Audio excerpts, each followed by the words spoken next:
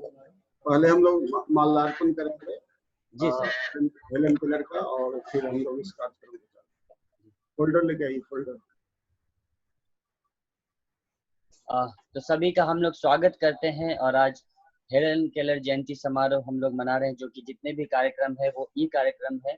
और मेरा नाम संदीप कुमार है और मैं इस कार्यक्रम को मॉडरेट कर रहा हूँ, टेक्निकल सपोर्ट दे रहे हैं हम लोग। तो मैं बता दूं कि ये जो कार्यक्रम है हमारा, ये पूरी तरह से वर्चुअल होगा। आज 38 डिस्ट्रिक्ट्स और 540 से भी ज्यादा ब्लॉक्स और अनुमंडल, सब जगह ये कार्यक्रम को मनाया जा रहा है। और इस वर्ष का थीम है 100% दिव्यांगजन करे अपने मताधिकार का प्रयोग, सरल, सुगम, समावेशी एवं बाधा रहित मतदान कैसे इन लोगों के लिए। इस विषय पर भी आज हम लोग चर्चा करेंगे। और जहां तक हम लोग RQWD एक्ट में जो दिव्यांगजनों को प्रदत्त अधिकार है उनके सुरक्षा के को लेकर संरक्षण एवं पूर्ण भागीदारी, हिस्सेदारी और उनको एक प्रोडक्टिव सिटीजन बनाने के लिए, उस पर भी आज हम लोग का ये चर्चा का विषय रहेगा इस वेबिनार में। और भी उसके अलावा बहुत सारे चीज है इसमें सहभागिता। हम लोग अति गंभीर दिव्यांगजनों को, दिव्यांगजन के अभिभावक और दिव्यांगजन कानूनी लीगल गार्जियंस, सरकार के अधिकारीगण, पुनर्वास विशेषज्ञ, सिविल सोसाइटी एवं सभी गांव, पंचायत, प्रखंड, सब डिवीजन, जिला, प्रमंडल एवं राज्य स्तर पर गठित DPO दिव्यांगजन इसमें आज शामिल हो रहे हैं और वो ये सब कार्यक्रम कर भी रहे हैं। तो चलिए इस कार्यक्रम की हम लोग शुरुआत करते हैं। हमारे बीच में हमारे आज के मुख्य अतिथि doctor Shivaji Kumar sir, Shivjatan Thakur sir, doctor Naval Kishore Sharma sir जुड़ चुके हैं और हमारे विशिष्ट अतिथि अवतार सिंह सर भी आज हमारे पास हैं। थोड़ा सा एक संक्षिप्त विवरण मैं दे देना चाहता हूँ। Helen Keller Sandeep, doctor Ashwini Kumar ji जो खुद दिव्यांग है और IAS स्पेशलिस्ट है, वो भी हमारे साथ। अच्छा, उनको भी हम लोग स्वागत कर सकते हैं सर, डॉक्टर अश्विनी सर का। उनसे तो मिल चुके हैं और बहुत ही मोटिवेटेड है वो, और खुद भी नेत्र विशेषज्ञ हैं और उनको खुद भी उनको लो विजन का प्रॉब्लम है। तो हम लोग उनका भी बहुत बहुत अभिनंदन करते हैं और स्वागत करते हैं। मैं थोड़ा सा बताना चाहूंगा हेलन एडम केलर्स के बारे में। उनका जन्म 27 जून 1880 को अमेरिका के अल्बामा में हुआ था। जन्म के समय हेलन केलर एकदम स्वस्थ थी। 19 महीनों के बाद वो बीमार हो गई और इस बीमारी में उनकी नजर, जुबान और सुनने की शक्ति चली गई। हेलन केलर के माता पिता के सामने एक चुनौती आ खड़ी हुई कि ऐसा कौन शिक्षक होगा जो हेलन केलर को अच्छी शिक्षा दे पाएगा। साथ जो अटैचमेंट गया था वो बोला। और ऐसा इसलिए क्योंकि हेलन केलर सामान्य बच्चों से भिन्न थी। इसके बाद उन्हें आखिरकार एक शिक्षक मिल ही गया जिनका नाम था एनी सुलिवान। इन्होंने हेलन केलर को हर तरीके से शिक्षा दी, जिसमें उन्होंने मैनुअल अल्फाबेट और ब्रेल लिपि आदि पद्धतियों से शिक्षा देने की कोशिश की। जैसे तैसे संघर्षों का दौर बीतता गया और एक तरह से हेलन केलर ने राइट हम्सन स्कूल फॉर डीफ से प्रारंभिक शिक्षा पूरी की। प्रारंभिक शिक्षा पूरी होने के बाद अब हेलन केलर अपने आप को अकेला समझने लगी, क्योंकि उनकी जिज्ञासा थी कि वो भी सभी की तरह पढ़ाई करे। और इसके लिए आगे 1902 में उन्होंने स्नातक की पढ़ाई करने के लिए हेलन केलर ने रेड क्लिफ कॉलेज में दाखिला लिया। वहाँ हेलन केलर सामान्य छात्रों के साथ पढ़ने लगी। यहाँ पढ़ते पढ़ते हेलन केलर को लिखने का शौक जागा और वो लिखने लगी। हेलन केलर ने उस दौर में एक ऐसी पुस्तक लिखी जिन्होंने उनको बहुत बड़ी उपलब्धि दिलाई, और उस पुस्तक का नाम है the story of my life.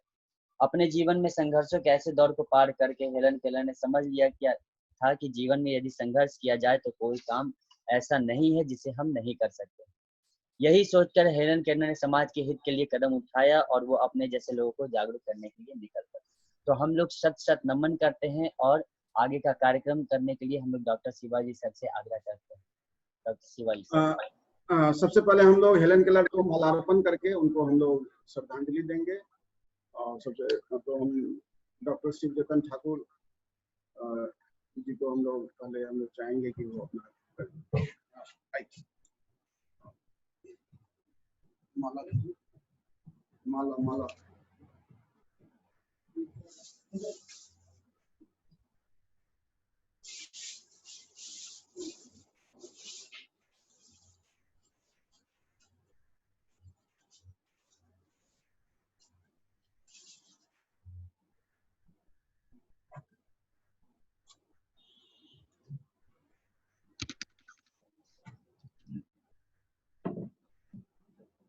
Sir वो बोला कैमरा शायद ऑफ हो गया है सर, वो एक और कैमरा।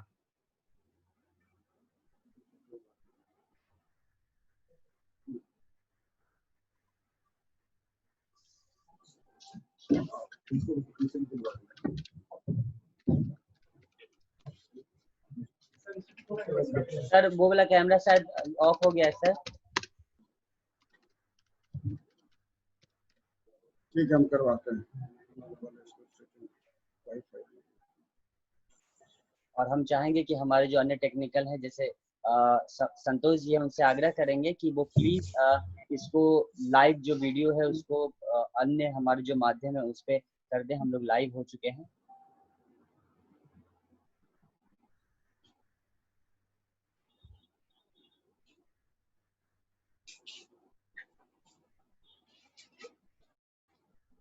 और बाकी लोग होंगे कर देंगे। जावेद जी आप भी कर दीजिए।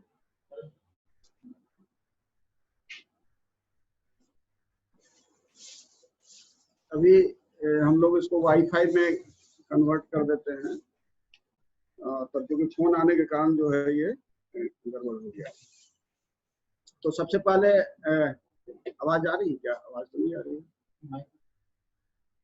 आवाज नहीं आ रही है? आ रही है सर, आवाज आ रही है।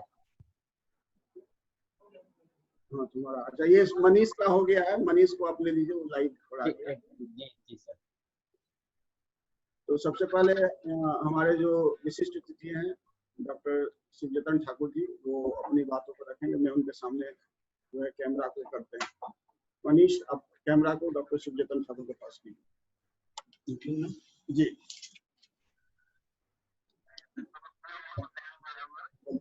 अब बैठ के सर बोलिए, बैठ कर। हाँ जी, नहीं बैठ कर ही सर बोला जाए क्योंकि कैमरा में आ रहा है। खड़ा होकर बोलना चाह रहे हैं सर? जी खड़ा होकर बोलना चाह रहे हैं? अच्छा बोलिए सर। माननीय निष्पक्ष आयुक्त शिवाजी, इस सभागार में बैठे हमारे अन्य मित्रगण, चूंकि समय सीमित है इसलिए मैं कुछ मुख्य बिंदुओं पर बात करके मैं अन्य वक्ताओं को समय देना चाहता हूँ। आवाज जा रही है क्या मित्रों? एक सेकंड सर, आवाज जा रही है क्या? जी सर आवाज आ रही है, क्लियर सर, एकदम बढ़िया आवाज आ रही है। आज ही के दिन यानी 27 जून 1880 को बालिका हेलन केलर का जन्म हुआ था। 19 महीने की छोटी उम्र में मस्तिष्क ज्वर के कारण वह नेत्रहीन, मूक और बधिर यानी डेफ एंड डम्ब हो गई। मित्रों, यह सहज कल्पना की जा सकती है कि जो सेंसरी ऑर्गन के अभाव में किसी व्यक्ति का व्यक्तित्व क्या हो सकता है, उसकी जिंदगी में कितना बड़ा कुठाराघात हो सकता है, आप सोच सकते हैं। लेकिन ये कहावत है कि जहां चाह वहां राह, और ये चीज हेलन केलर ने करके दिखला दिया।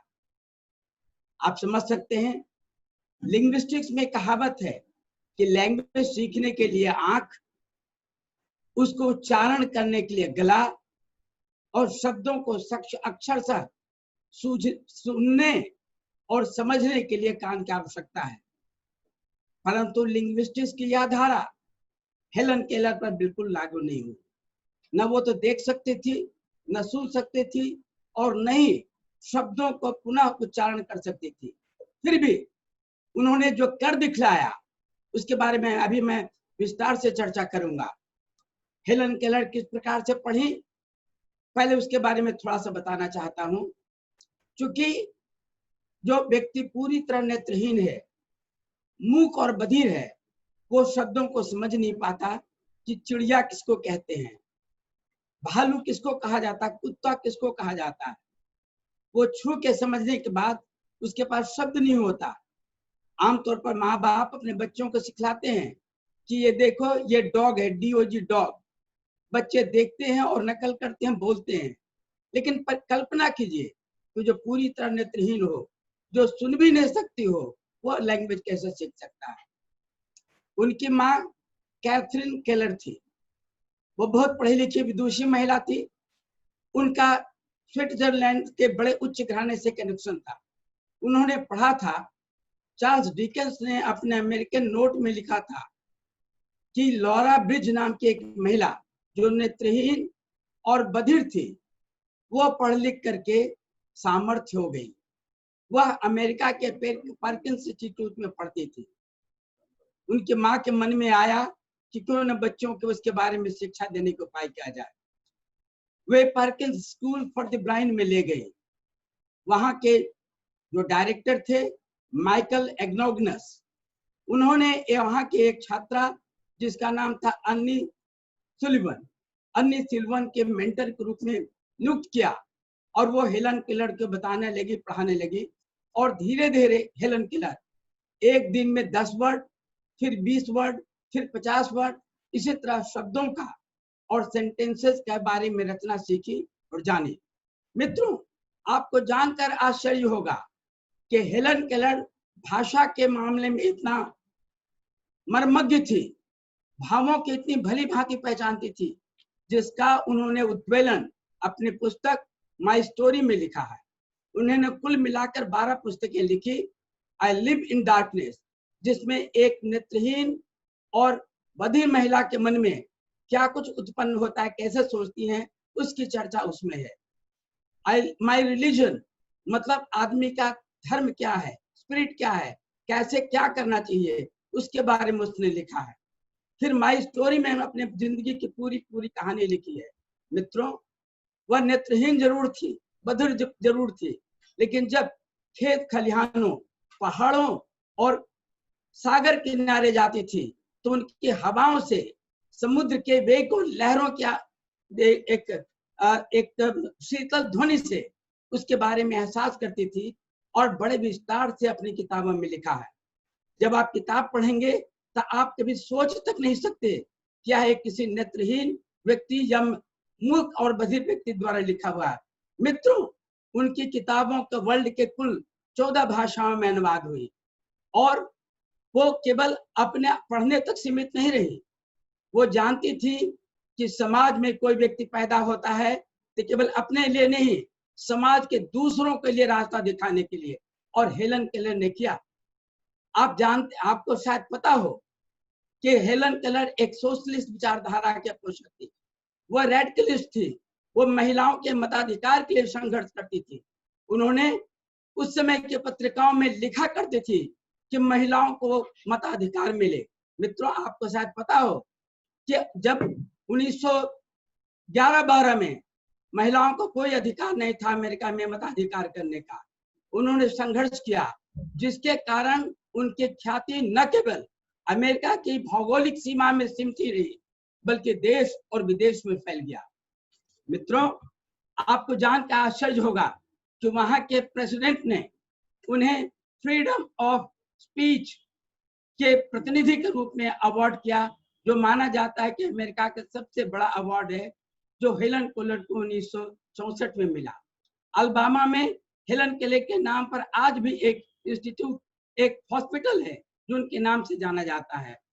उनकी ख्याति का अंदाज मित्रों आप इस बात से लगा सकते हैं कि हेलन केलर को विश्व के टोटल 45 देशों ने एम्बेसडर ऑफ गुडविल के रूप में इनवाइट किया और देश विदेश के कोने कोने में जाकर उन्होंने हैंडीकैप एक चुनौती है, उसे कैसे जीता जा सकता है, उस पर सविस्तार से भाषण दिया और पूरे देश और विदेश में छा गए।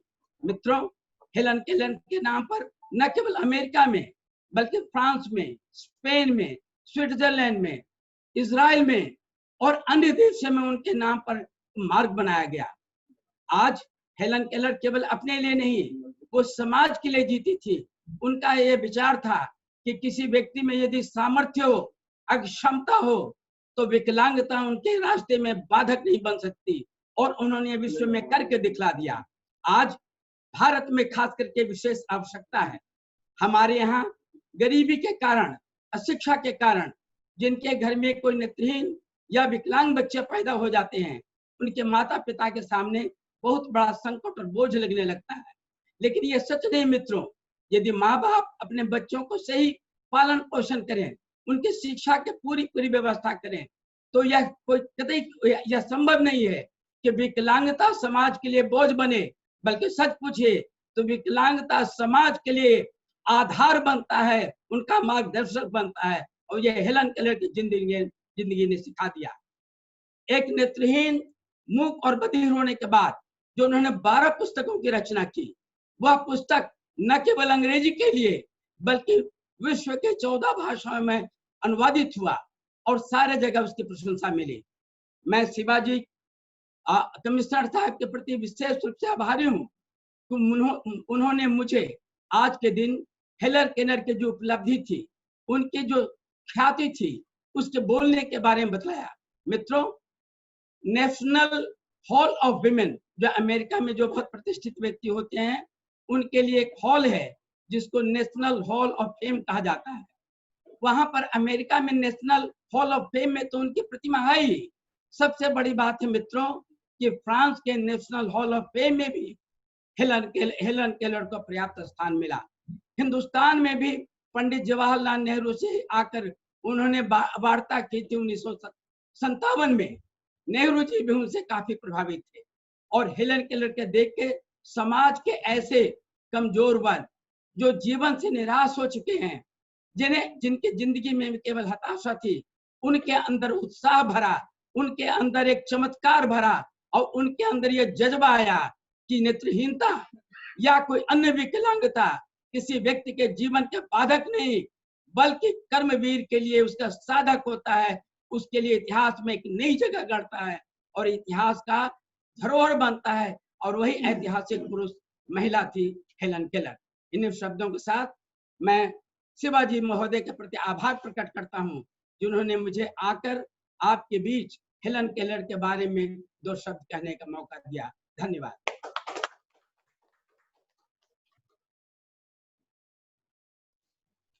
बहुत बहुत धन्यवाद सर। और हमारे जो मॉडरेटर हैं उनसे आग्रह करेंगे कि हमारे बीच डॉक्टर नवल किशोर शर्मा जी भी हैं, उनको हम लोग लाएं और उनको भी बोलने का मौका। जी सर, लाइन पे हैं क्या? हैं, उनको ले लेंगे, कैमरा ले लेंगे, मनीष ले लेगा। मनीष को हाईलाइट कीजिए, यहाँ पर आ जाइए। क्या इधर सामने, ऐसे सामने, इनको सामने कर दिया जाए।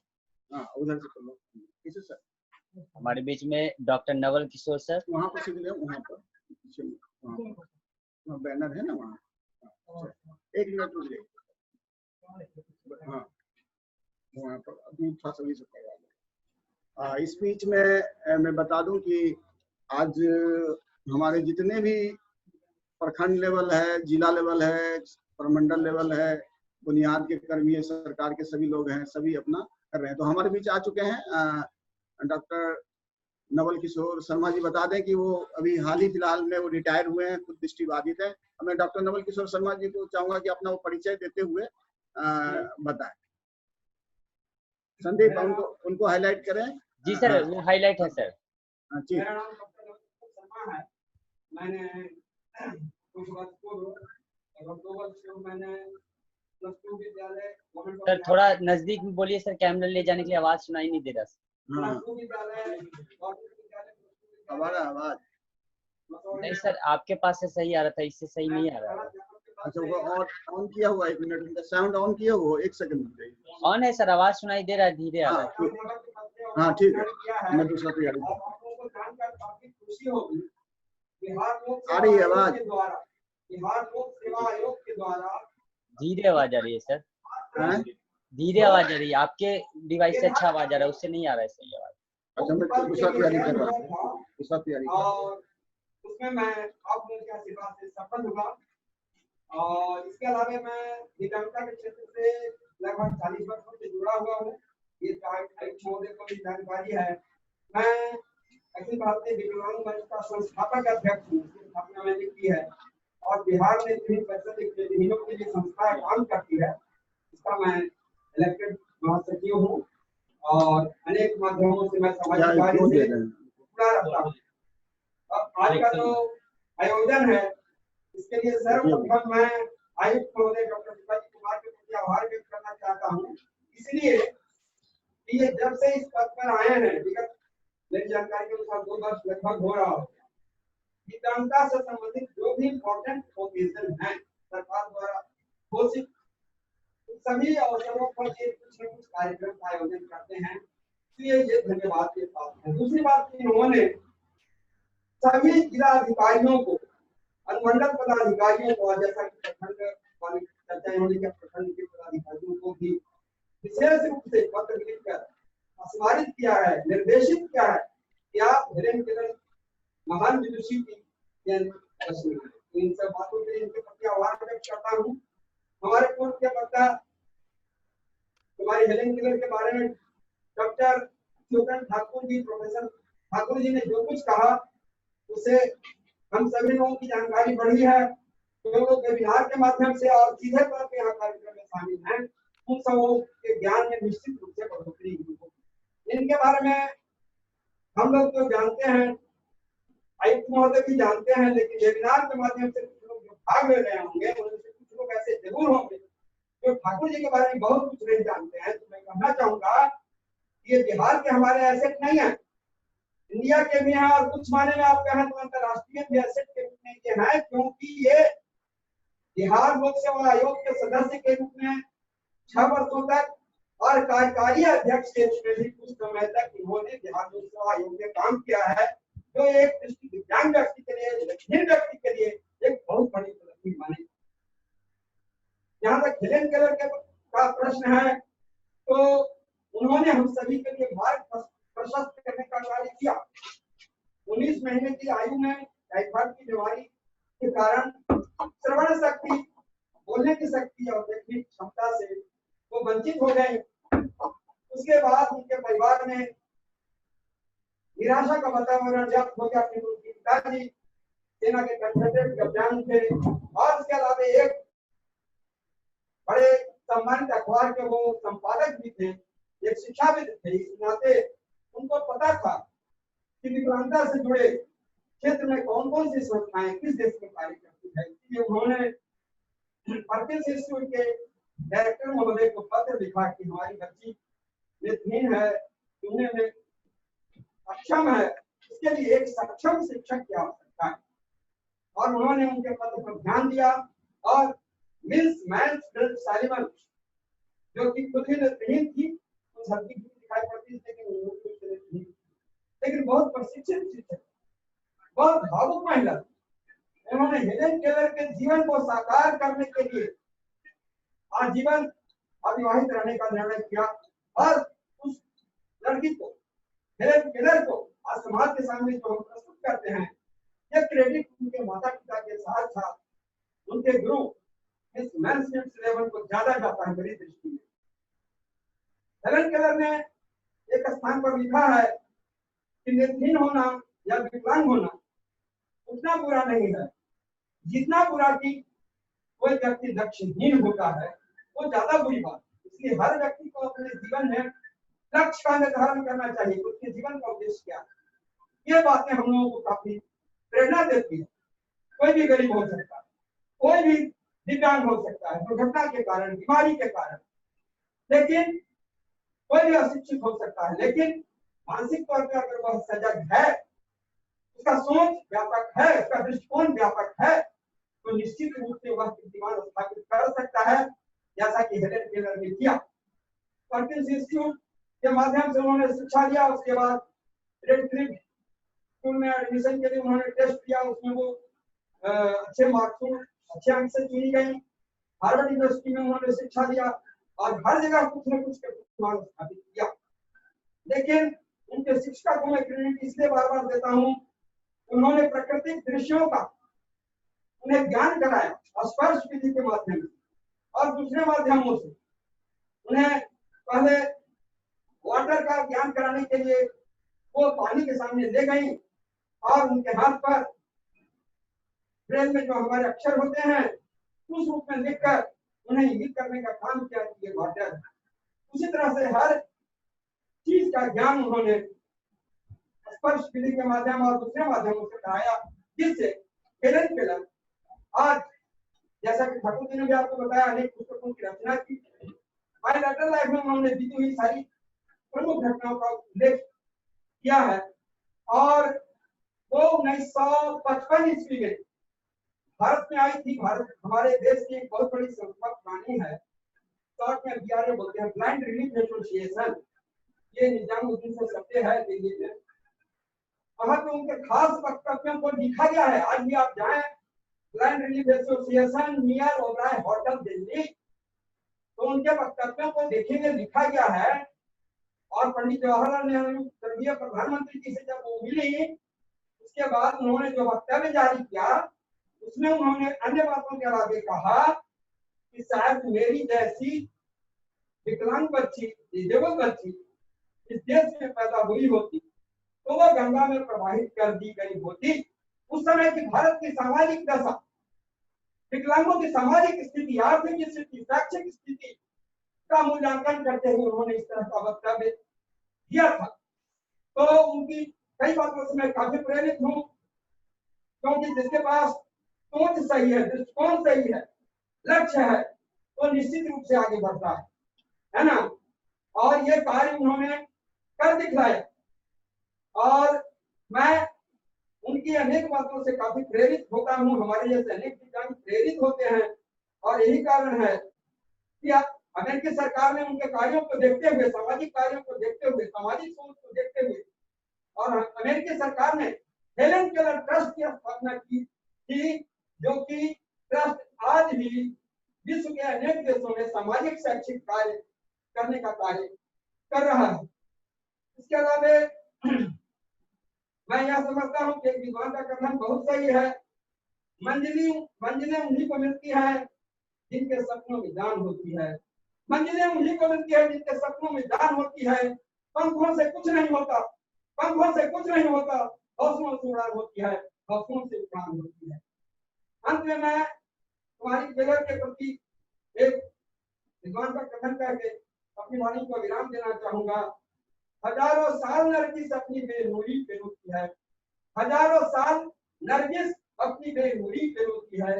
बड़ी मुश्किल से होता है चमन में दीदावर पैदा, बड़ी मुश्किल से होता है चमन में दीदावर पैदा। उनका दुर्भाग्यवश पिता के रुकने से निधन 1 जून 1968 को हुआ, लेकिन मैं समझता हूँ कि वो मरकर भी अमर है, क्योंकि उनकी कृति, उनका विचार, उनका दृष्टिकोण, उनका सोच आज हमारे जैसे करोड़ों विकलांगों को, दिव्यांगों को प्रेरित कर रहा है।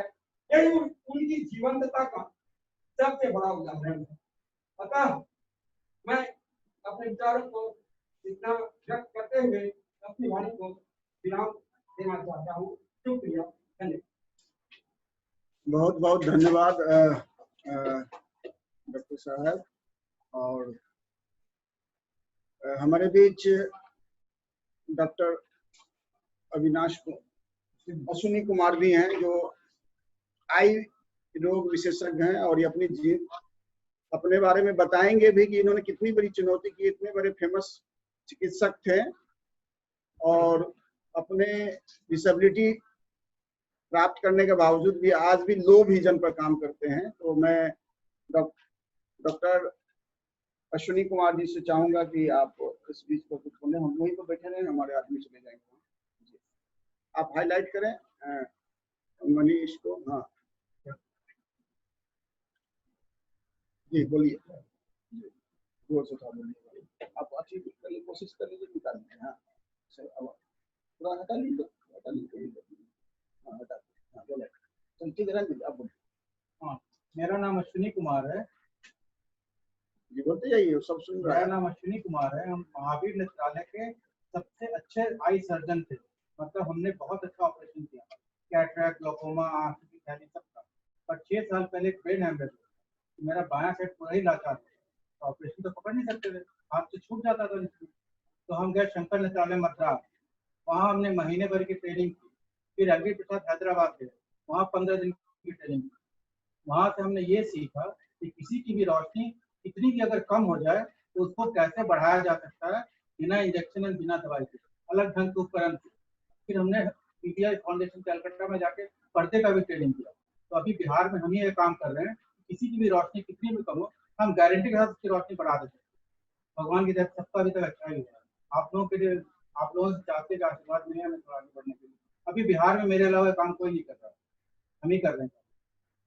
मतलब जितनी भी रोशनी आपकी कम हो, हम लोग उसको रिहेबिलिटेट कर देते। उतने ही खराब पड़ते तो हम उसको दिखलाते। और इसमें कोई इंजेक्शन नहीं देते, कोई दवाई नहीं देते, अलग ढंग का चश्मा देते हैं और उसको ट्रेनिंग देते हैं हम लोग। क्या कैसे सिग्नेचर गाइड होता है उसको सिखाते हैं, ऐसे इतने स्तर आप साइन कीजिएगा कि पर्दा आप कैसे नोट पहचानेंगे वो सब सिखाते हैं, सब्जी कैसे काटेंगे ये सिखाते हैं, जो भी सब काम कपड़ा पहनना सब सिखाते हैं। ये काम शिवाजी सर के माध्यम से हम लोग बहुत आगे बढ़ रहा है। चाहेंगे आप लोग इसका लाभ उठाएं, कभी भी हम लोग बैठते हैं महावीर नेत्रालय। चलिए, बहुत बहुत धन्यवाद डॉक्टर साहब का। और हमारा जो मुख्य आज थीम है उस पर लेकर चले, और 2 थीम को हमने रखा है। डॉक्टर शिवजतन ठाकुर जी, हमारे मनोहर प्रसाद शर्मा जी, हमारे अश्विनी जी और बाकी हमारे लोग हैं, लीगल एडवाइजर हैं, सभी को मुख्य हम लोग जो है कि हम लोग ने नारा दिया है कि इस वर्ष जो है जितने भी दिव्यांगजन अधिकार अधिनियम 2016 में जो अलग अलग धाराएं हैं, कुल 102 धाराएं हैं, और जो धारा बिहार के परिप्रेक्ष्य में और दिव्यांगजनों के परिप्रेक्ष्य में लागू है, उस पर हम लोगों ने हर धाराओं पर काम कर रहे हैं लगातार। मैं बता दूं कि हमारे अपने कार्यकाल में, और साथ ही साथ जो हम लोग दूसरी चीज है कि हम लोग जो रखे हैं थीम की एक्सेसिबल इलेक्शन। अपने 2018 में जब मैं इस पद पर आया था तो उस पहला प्रोग्राम हमने कई प्रोग्राम किए थे, उसमें हम लोगों ने हेलन केलर का भी हम लोग ने प्रोग्राम किया था, और उसने हम लोग उसी समय एक्सेसिबल इलेक्शन के लिए और हमारे मुख्य चुनाव आयोग के जो चुनाव ऑफिसर्स हैं उन्होंने भी हेलन केलर डे को मनाया था। और उस समय सभी जिलाधिकारी को निर्देशित, पूरे भारत के जिलाधिकारी को निर्देशित किया गया था कि हेलन केलर डे मनाए, और दिव्यांगजनों के लिए एक्सेसिबल इलेक्शन का थीम भी दिया गया था। 2018-19 का थीम भी जो था एक्सेसिबल इलेक्शन। तो हम लोग का इस वर्ष का थीम है 100% दिव्यांगजन करे अपने अधिकारों का प्रयोग, सरल, सुगम, समावेशी और बाधा रहित मतदान। एवं हम लोग ने दूसरा जो अपना इस वर्ष का थीम रखा है RPWD एक्ट 2016 में प्रदत्त अधिकार मिले बिहार के हर दिव्यांगजनों के द्वार सुरक्षा, संरक्षण, पूर्ण भागीदारी, हिस्सेदारी और प्रोडक्टिव शिक्षा। जैसे मालूम है कि हम लोगों ने अपने चलंत न्यायालय के माध्यम से 31 मार्च 2020 तक, उससे पहले जितने हमने करीब 1,30,000 से ज्यादा दिव्यांगजनों की जो ग्रीवांसेस थे हम लोगों ने रिट्रेसल किया जहां भी गए, और उस जो बकाया वो काम जारी है। तो हम लोगों ने अभी तक 36 जिलों में मोबाइल कोर्ट लगाया। मोबाइल कोर्ट लगाने के बाद हम लोग कई जगह पर ऑन स्पॉट विजिट किए। जैसे कि हमारे पास कई जगह है कि कुछ बच्चियों को रेप हुआ है, तो मैं जैसे मेरे पास न्यूज समाचार पत्र के माध्यम से हम लोग आया, हम उस पॉइंट 0 पर विजिट किए हम लोग ने, और तत्कालिक हमने आदेश दिया, गिरफ्तारी भी हुई। कुछ जगह एक परिवार में कई दिव्यांगजन थे। रोहतास की घटना थी, एक परिवार में 3 मस्कुलर डिस्ट्रोफी, तो वहां विजिट हम लोग ने किया है।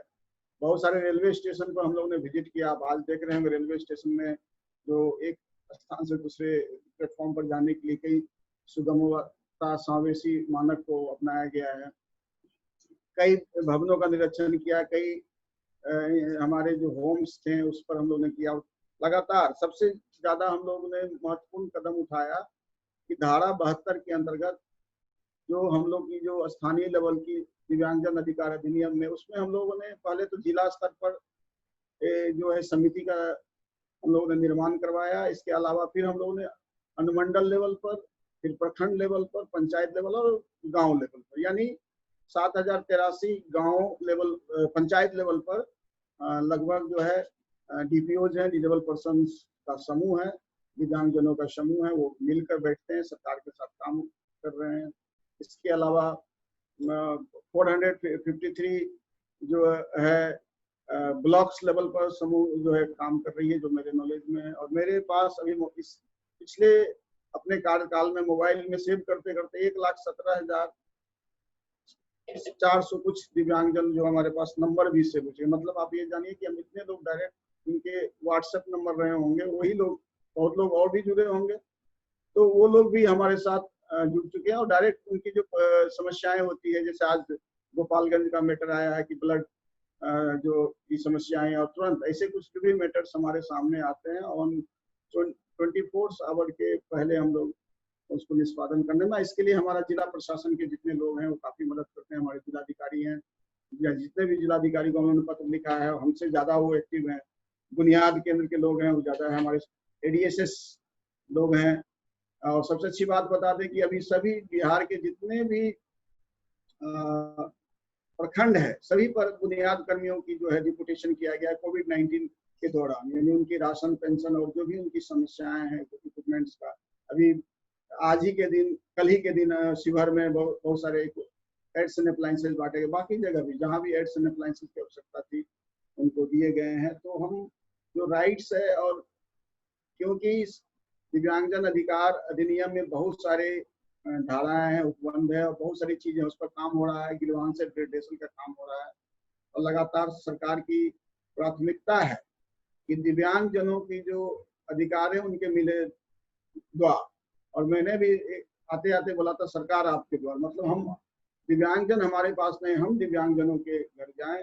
उसी क्रम में मैं इस बार चाहूंगा कि हम लोगों ने ऐसे तो जो 2011 का जनगणना हुआ था उसमें करीब 23 लाख से ज्यादा जो है दिव्यांगजन है, जो साथी प्रकार के दिव्यांग। तो उस समय भी जो सेंसस में जो दिव्यांगजनों का गणना किया गया था प्रॉपर तरीके से नहीं किया गया था। फिर भी अब तो 21 प्रकार के दिव्यांग हैं। तो हम, क्योंकि अभी मैं एक एग्जाम्पल बता देता हूँ कि जो हम लोगों ने एक छोटा सा मैं अरवल जिले का मैं बता दूं कि अरवल जिले का जो है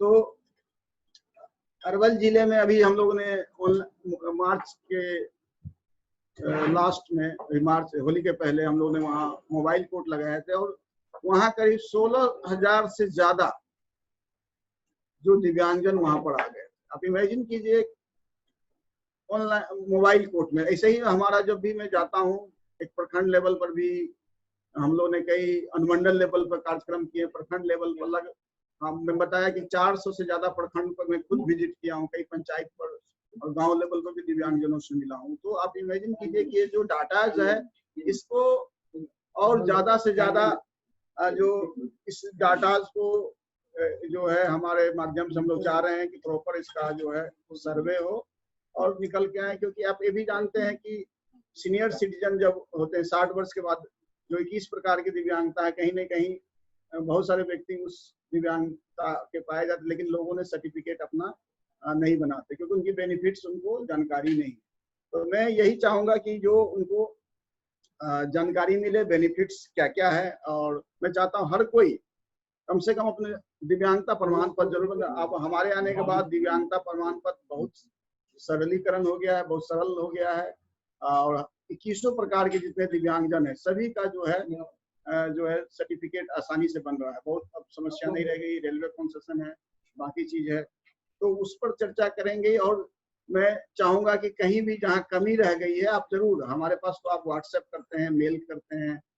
हम अपने कोविड-19 के दौरान हम लोगों ने 24 मार्च को एक लेटर, दिशा निर्देश जारी कर दिए थे, लेटर जारी कर दिए थे कि कैसे दिव्यांगजनों को मदद किया जाए उनके लॉकडाउन के दौरान भी। आप जान रहे होंगे कि लगातार जिनकी समस्याएं आई हैं और हमारे पास जो हेल्पलाइन नंबर जारी किए थे, अभी तक करीब 19,000 से ज्यादा दिव्यांगजनों ने उस हेल्पलाइन पर अपनी शिकायतें दर्ज करवाई। और जो भी हमारे प्रोफेशनल लोग लगे हुए हैं हेल्पलाइन नंबर पर और उनको बताते रहते हैं। हमारे वेबसाइट को आप देखेंगे तो वेबसाइट को मैं थोड़ा सा चाहूंगा कि वेबसाइट पर बताएंगे किस तरह हम लोग वेबसाइट के माध्यम से लोगों कितने एक्सेसिबल हैं। मैं थोड़ा सा उसको हम लोग वेबसाइट को भी थोड़ा सा मैं दिखाना चाहता हूँ कि कितने एक्सेसिबल है कि हम आपको जो लोग हैं वो भी आपको बता दें कि वेबसाइट के माध्यम से भी जो है आप लोग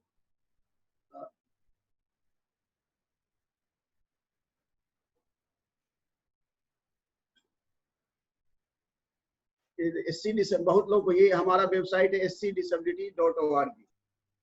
आप देख रहे हैं। और इस वेबसाइट के जब जब खोलेंगे तो ऊपर में ही आपको दिखाई देगा वॉइस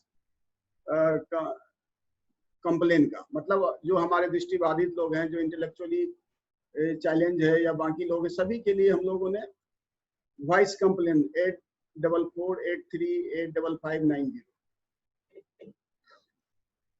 ऑनलाइन कंप्लेन है। आप लोग बहुत लोग करते भी हैं। आप देखिए ऑनलाइन क्लिक करेंगे तो सारा लिंक आपको मिल जाएगा। आप जिसको अगर नए जुड़े हैं तो मैं अच्छा ये लो विजन वाले के लिए भी देखिए, कंट्रास्ट के लिए वेबसाइट पूरी बड़ा करना चाह रहे हैं, फॉन्ट बड़ा करना, छोटा करना चाह रहे हैं, सारी जो है इसमें सुविधा उपलब्ध है।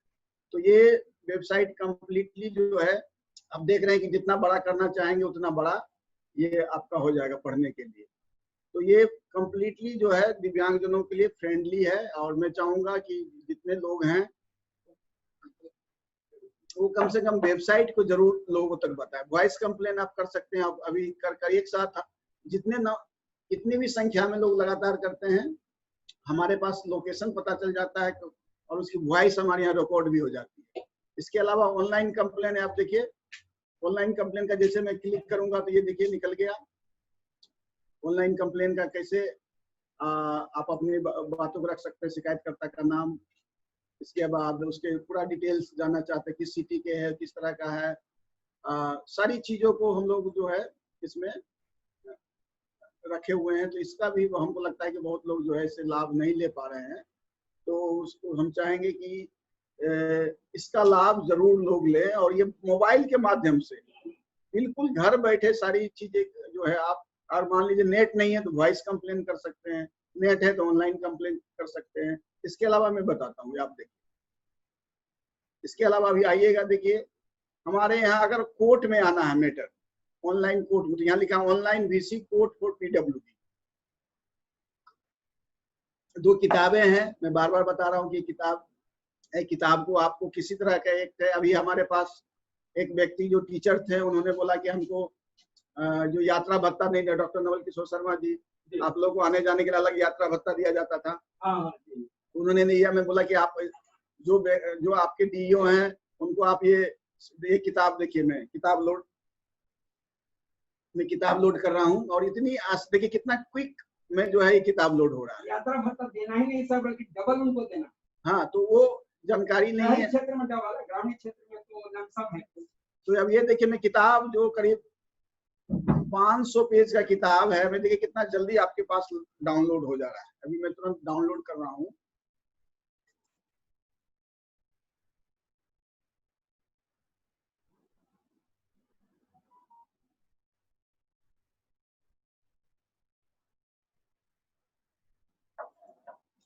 किताब को आप डाउनलोड कर सकते हैं। हमारा एनुअल रिपोर्ट है, कहाँ कहाँ क्या हुआ। बहुत लोग पूछते हैं कि क्या किया, हमारे पास हर चीज मैंने एक एक चीज की जानकारी हम लोग ने वेबसाइट पर रखी है। तो आपको कुछ भी अगर हमसे जानकारी जानना चाह रहे हैं तो उसकी सारी जानकारी और अपडेट रहती है। आप इमेजिन कर सकते हैं कि आज जो अभी लेटेस्ट है, अब ये देखिए कि अब समाचार पत्र में भी आप जो निकला हुआ देखिए हमारे वेबसाइट में पूरा उसका दिया हुआ, कहाँ कहाँ से निकला हुआ, ये देखिए इसकी भी जानकारी हमारे वेबसाइट में रहती है। ये देखिए आज जो ये गोपालगंज का एक न्यूज निकला है, मैं इसको भी हाईलाइट कर देता हूँ। ये देखिए कि अपडेट, ये सारी की सारी जानकारी।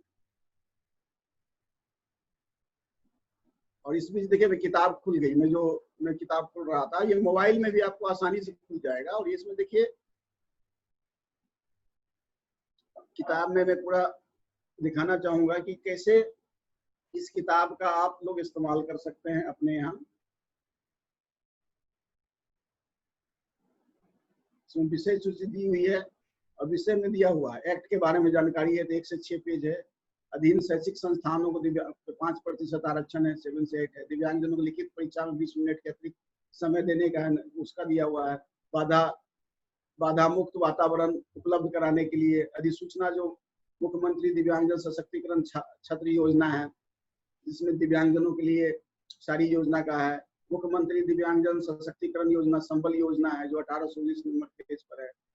दिव्यांगजनों को आवास निर्माण हेतु भूमि उपलब्ध कराने संबंधी 20 से 21 आप देख रहे हैं इसमें दिया हुआ है। दिव्यांग राज्य के अंध एवं दिव्यांग सरकारी सेवकों के लिए जो पटना से बाहर पदस्थापित है, परिवहन भत्ता की स्वीकृति के संबंध में देखिए 22 से 23 नंबर पेज पर है, जिसकी चर्चा कर रहे थे। विभिन्न सरकारी विभागों में दिव्यांग व्यक्तियों की नियुक्ति 4% आरक्षण, देखिए पेज नंबर 24 में दिया हुआ है। मुख्यमंत्री समर्थ योजना के तहत दिव्यांगजनों के कृत्रिम अंग उपकरण के लिए 25-26 में इसका गाइडलाइन दिया हुआ है। दृष्टिबाधित दिव्यांगजनों को बैंक में सुविधा उपलब्ध कराने हेतु संबंधी 27 नंबर पेज पर है। राज्य के सभी जातियों के दिव्यांगजनों के लिए उनके विकास, शिक्षा, आर्थिक विकास योजनाओं के क्रियान्वयन संबंधित 28 से 33 नंबर पेज पर है। ड्राफ्टिंग और प्रश्न फॉर द इलेक्शन ड्यूटी, ये इसमें इलेक्शन ड्यूटी से मुक्ति है, इसमें थोड़ा ड्राफ्टिंग नहीं होगा, इसमें इनको जो है रिलैक्सेशन दिया गया है कि अगर आप नहीं करना चाहते, उसकी भी बहुत लोग हमसे पूछते हैं, अगर इलेक्शन ड्यूटी में मुझे दिया गया तो आप हमसे लेटर की मांग करने के बजाय जो है इलेक्शन कमीशन ऑफ इंडिया का ही लेटर ऑलरेडी दिया हुआ है। आप जो देखिए कि कैसे जो है उनको चुनावी कार्यों से उनको छूट दिया गया है, वो चाहे तो कर सकते हैं, चाहे नहीं। ऑलरेडी 24 नंबर पेज पर दे दिया हुआ है। दिव्यांगजन अधिकार अधिनियम का जो बिहार सरकार का है, उसके बारे में जो हमारा है 35 पेज नंबर पर आप देखेंगे। एडमिशन स्पेशल नीड्स चाइल्ड के लिए देखिए 36 पर है। दिव्यांगजनों के लिए कई तरह की चीज, इसी तरह आप लगातार देखेंगे तो ये पूरा प्रपत्र भी दिया हुआ है। देखिए दिव्यांगता प्रमाण पत्र 1 से 5 अलग अलग प्रपत्र है, प्रपत्र 1, 2, खासकर 3 अलग अलग दिव्यांगजनों के लिए जो अलग अलग प्रपत्र है वो भी संलग्न है। पेंशन के लिए आवेदन प्रपत्र इसमें संलग्न है। पुष्ट कल्याण योजना का आवेदन पत्र ये भी संलग्न है। परवरिश योजना का आवेदन पत्र ये भी संलग्न है। दिव्यांगता पेंशन है, रेलवे रियायत आवेदन पत्र है, शिक्षा ऋण के लिए आवेदन प्रपत्र है, मुख्यमंत्री निःशक्त विवाह प्रोत्साहन अनुदान आवेदन प्रपत्र है, दिव्यांगजनों के लिए कौशल रोजगार हेतु सूचनाएं, बैटरी चलित ट्राईसाइकिल जो आप लोग काफी डिमांड करते हैं, देखिए सब सूचना दिया हुआ। और लगातार आप इसी चीज को हमारे यहाँ जो परिवार के रूप में देते हैं, तो मैं बोला परिवार के रूप में देने से बेहतर है कि आप एक बार जो मैंने कितना जल्दी से इसको लोड कर लिया और इतनी सारी, अब जब इसके बारे में विस्तृत रूप से जाएंगे तो देखिए सारे में देखा समान प्रशासन का सारा चीज में अपलोडेड है इस पर। तो इस बात की मैं जितने लोग हैं सभी से आग्रह करूंगा कि जो बिहार सरकार मैं तो नहीं वो, लेकिन बाकी सभी लोग बोलते हैं कि बिहार में जो दिव्यांगजनों के लिए काफी जो है उत्कृष्ट कार्य हो रहा है। हमारे सरकार की प्राथमिकता है कि दिव्यांगजनों को हर तरह का सुविधा मिले और जो भी है प्राथमिकता के आधार पर मिले। कल ही एक फोन आया था गोपालगंज से कि आवास योजना का, तो 5% आवास योजना, और खासकर अभी जो मुख्यमंत्री आवास योजना में जिस दिव्यांग व्यक्ति को अगर घर नहीं है तो उसको घर उपलब्ध कराना है, हाउस फॉर ऑल, जो शहरी क्षेत्र में है। और धारा 37 बोलते हैं गरीबी उन्मूलन योजनाओं का जो है 5% दिव्यांगजनों को देना। तो जितनी योजना है सरकार की सारी योजनाएं गरीबी उन्मूलन योजना है। तो जो भी डेवलपमेंट की योजना चल रही, जो भी योजना चल रही है, वो आप लोग से अनुरोध है कि जो उस पर जानकारी रखिए। आपके गांव में कौन सा चल रहा है, बाहर चल रहा है, प्राइवेट संस्थानों में 5% नौकरियों में आरक्षण का हम लोगों ने पिछले 3 दिसंबर को एक गाइडलाइन जारी कर दिए थे कि सेक्शन 21 के इम्प्लीमेंटेशन इक्वल अपॉर्चुनिटी पॉलिसी का हम लोगों ने किया कि जितने लोग हैं वहाँ हमारे यहाँ रजिस्ट्रेशन कराएंगे। निबंधन की जो प्रक्रिया है हम लोगों ने बहुत आसान कर दिया है। जिसका 1 करोड़ रुपए का टर्नओवर है संस्थाओं का, उसके लिए जो है जिलाधिकारी का चाहिए अनुदेश। और जो नए हैं जो 1 करोड़ से कम टर्नओवर है उनमें जो एडीएम स्तर के या हमारे एडीएसएस स्तर के भी लोग उसका अगर हम लोग को देते हैं, उसके आधार पर जो है हम लोग जो है निबंधन संस्थाओं का निबंधन करते हैं। धारा 50 के तहत निबंधन करते हैं। इसमें तुम्हारे तो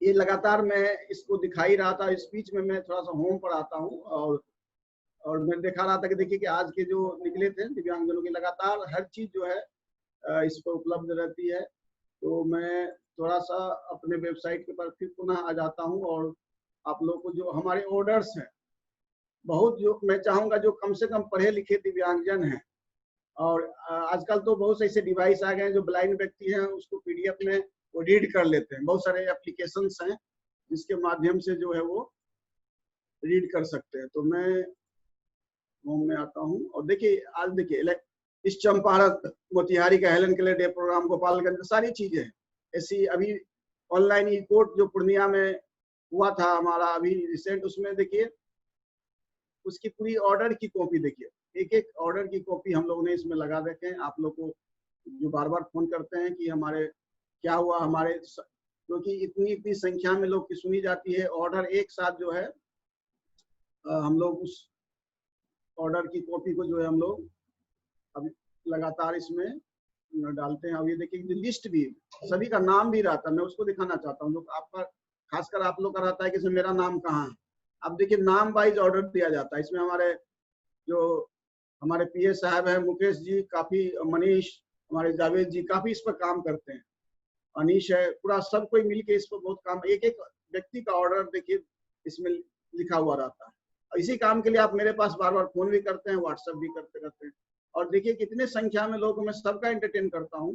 तो मैं चाहूंगा कम से कम जो ऑर्डर्स की कॉपी आप एक बार वेबसाइट में जाएंगे और हर व्यक्ति के लिए क्या ऑर्डर किया हुआ है और हमारे नीचे किनको कौन से अधिकारी को ऑर्डर निर्देशित किया गया है उसकी कॉपी आप देखिए कि सारी लोड होते हैं। और सबसे अच्छी बात यह है कि हम लोग जो ऑनलाइन कोर्ट लगाए थे, जो पहली बार 25 अप्रैल को पूरे बिहार के लगाए, इसके बाद हम लोगों ने प्रमंडल वाइज लगाया, कमिश्नरी वाइज लगाया। जो हम लोगों ने पहले गया को लगाया, गया कमिश्नरीज में लगाए थे प्रमंडल में। गया के बाद हम लोगों ने मुंगेर प्रमंडल में लगाए, सारण में, मुजफ्फरपुर में, पूर्णिया, आज जो है भागलपुर का है 1 बजे से। तो 1 बजे से ऑलरेडी हम लोग अभी छठा है ये छठा, हम लोग 7वां, इनफैक्ट 7वां ऑनलाइन कोर्ट होगा जो 25 लगा तो और हर कोर्ट की ऑर्डर की कॉपी और दिया गया है 15 दिन के अंदर। ये अगर समस्या का समाधान नहीं होता है तो आपको दोबारा फिर से एक आवेदन देना होगा। फिर हम उस आवेदन की, क्योंकि सभी जो है वाद संख्या में कन्वर्ट हो चुका है। आप देखेंगे सारा जो है, जब तक आपकी सुनवाई नहीं हुई है तब तक ये वाद संख्या, आप जानते हैं कि वाद संख्या हटता नहीं है। ये इसका एश्योरेंस दिलवाना चाहते हैं जो दिव्यांगजन है आज हेलन केलर के दिन। और मैं सबसे महत्वपूर्ण बात जो करूंगा, आज मैं करना चाहता हूं कि हेलन केलर की जयंती पर मैं इसको थोड़ा सा हाईलाइट करूंगा, इसमें कि एक्सेसिबल इलेक्शन और एक्सेसिबल इलेक्शन की जो बात है उस पर मैं आज चाहूंगा कि क्या क्या करना है आप लोगों को। बहुत लोग मैं देख रहा हूं कि उम्मीद बहुत ज्यादा लगाए हुए हैं। निश्चित रूप से उम्मीद लगाना तो अच्छी बात है और उम्मीद पर हम लोग पूरी सरकार कोशिश कर रही है, लेकिन मैं चाहूंगा कि अन्य राज्यों को भी मैं देखे कि अन्य राज्यों की अपेक्षा के हम लोगों ने जो काम कर रहे हैं उसमें काफी कोशिश किया है बेहतर करने का। तो आज का जो कार्यक्रम का एक बार पुनः बता दें, जैसे कि हमारा 11 बजे से हमारा उद्घाटन सत्र था, ई कार्यशाला वेबिनार्स की संवाद जो हुई है, और 4 बजे से लगातार हम लोग फेसबुक लाइव और यूट्यूब लाइव भी कर रहे हैं डॉक्टर शिवजतन ठाकुर जी, उसके माध्यम से। अभी भी हमारा जो प्रोग्राम है वो फेसबुक पर चल रहा है। और कितने लोग अभी जुड़े हुए हैं संदीप, आप बता पाएंगे कितने लोग सुन रहे हैं, फेसबुक पर है, लाइव कार्यक्रम देख रहे होंगे?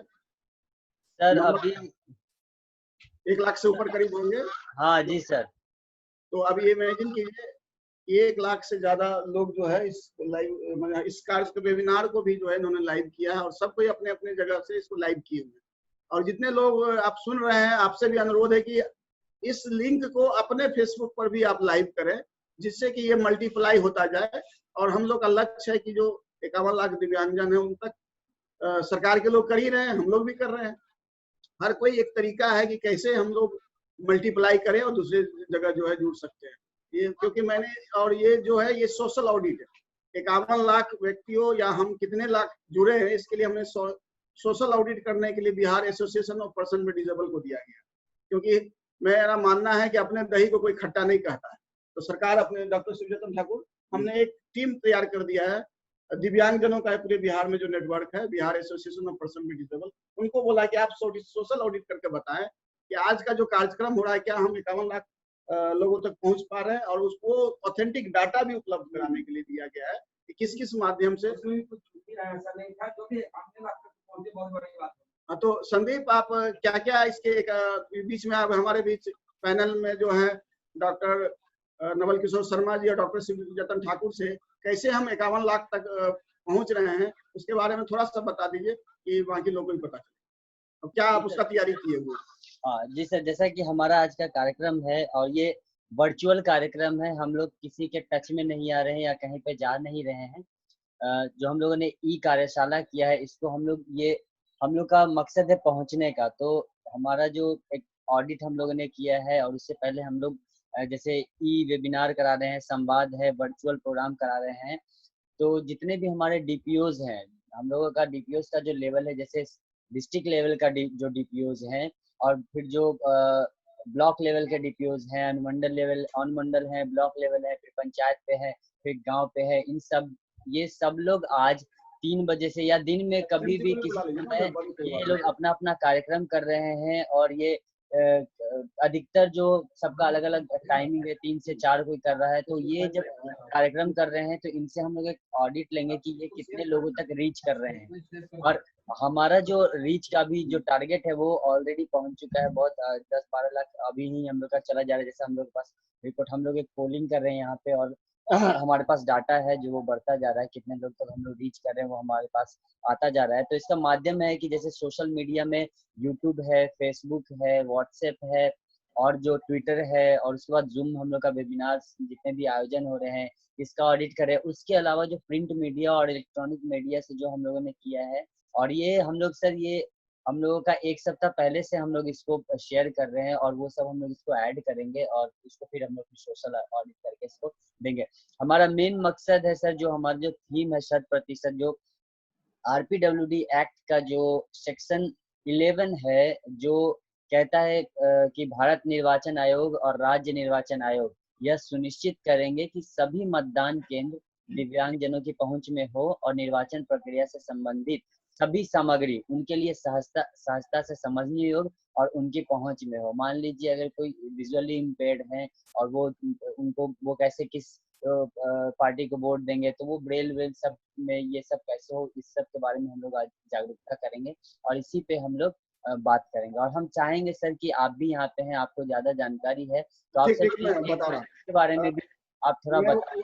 मैं चेक कर रहा था कि मैं ट्विटर्स जो है हमारे ट्विटर्स पर भी हम लोग जो है इसको अभी तुरंत इसके लिंक को पोस्ट कर देते हैं, और जिससे कि ट्विटर्स के भी जो है मैं उसी में लगा हूँ थोड़ा सा। इस बीच हमारे बीच में सर अवतार सिंह सर हैं, और तो अगर आपको इजाजत हो तो हम उनके पास हैं, वो NIS कोच हैं और दिव्यांग जनों को वो ट्रेनिंग देते हैं और उन्होंने बहुत सारे एथलीट्स भी तैयार किए। तो हम चाहेंगे 1 मिनट का समय दीजिए और उनको थोड़ा सा तब तक मैं उसको लिंक।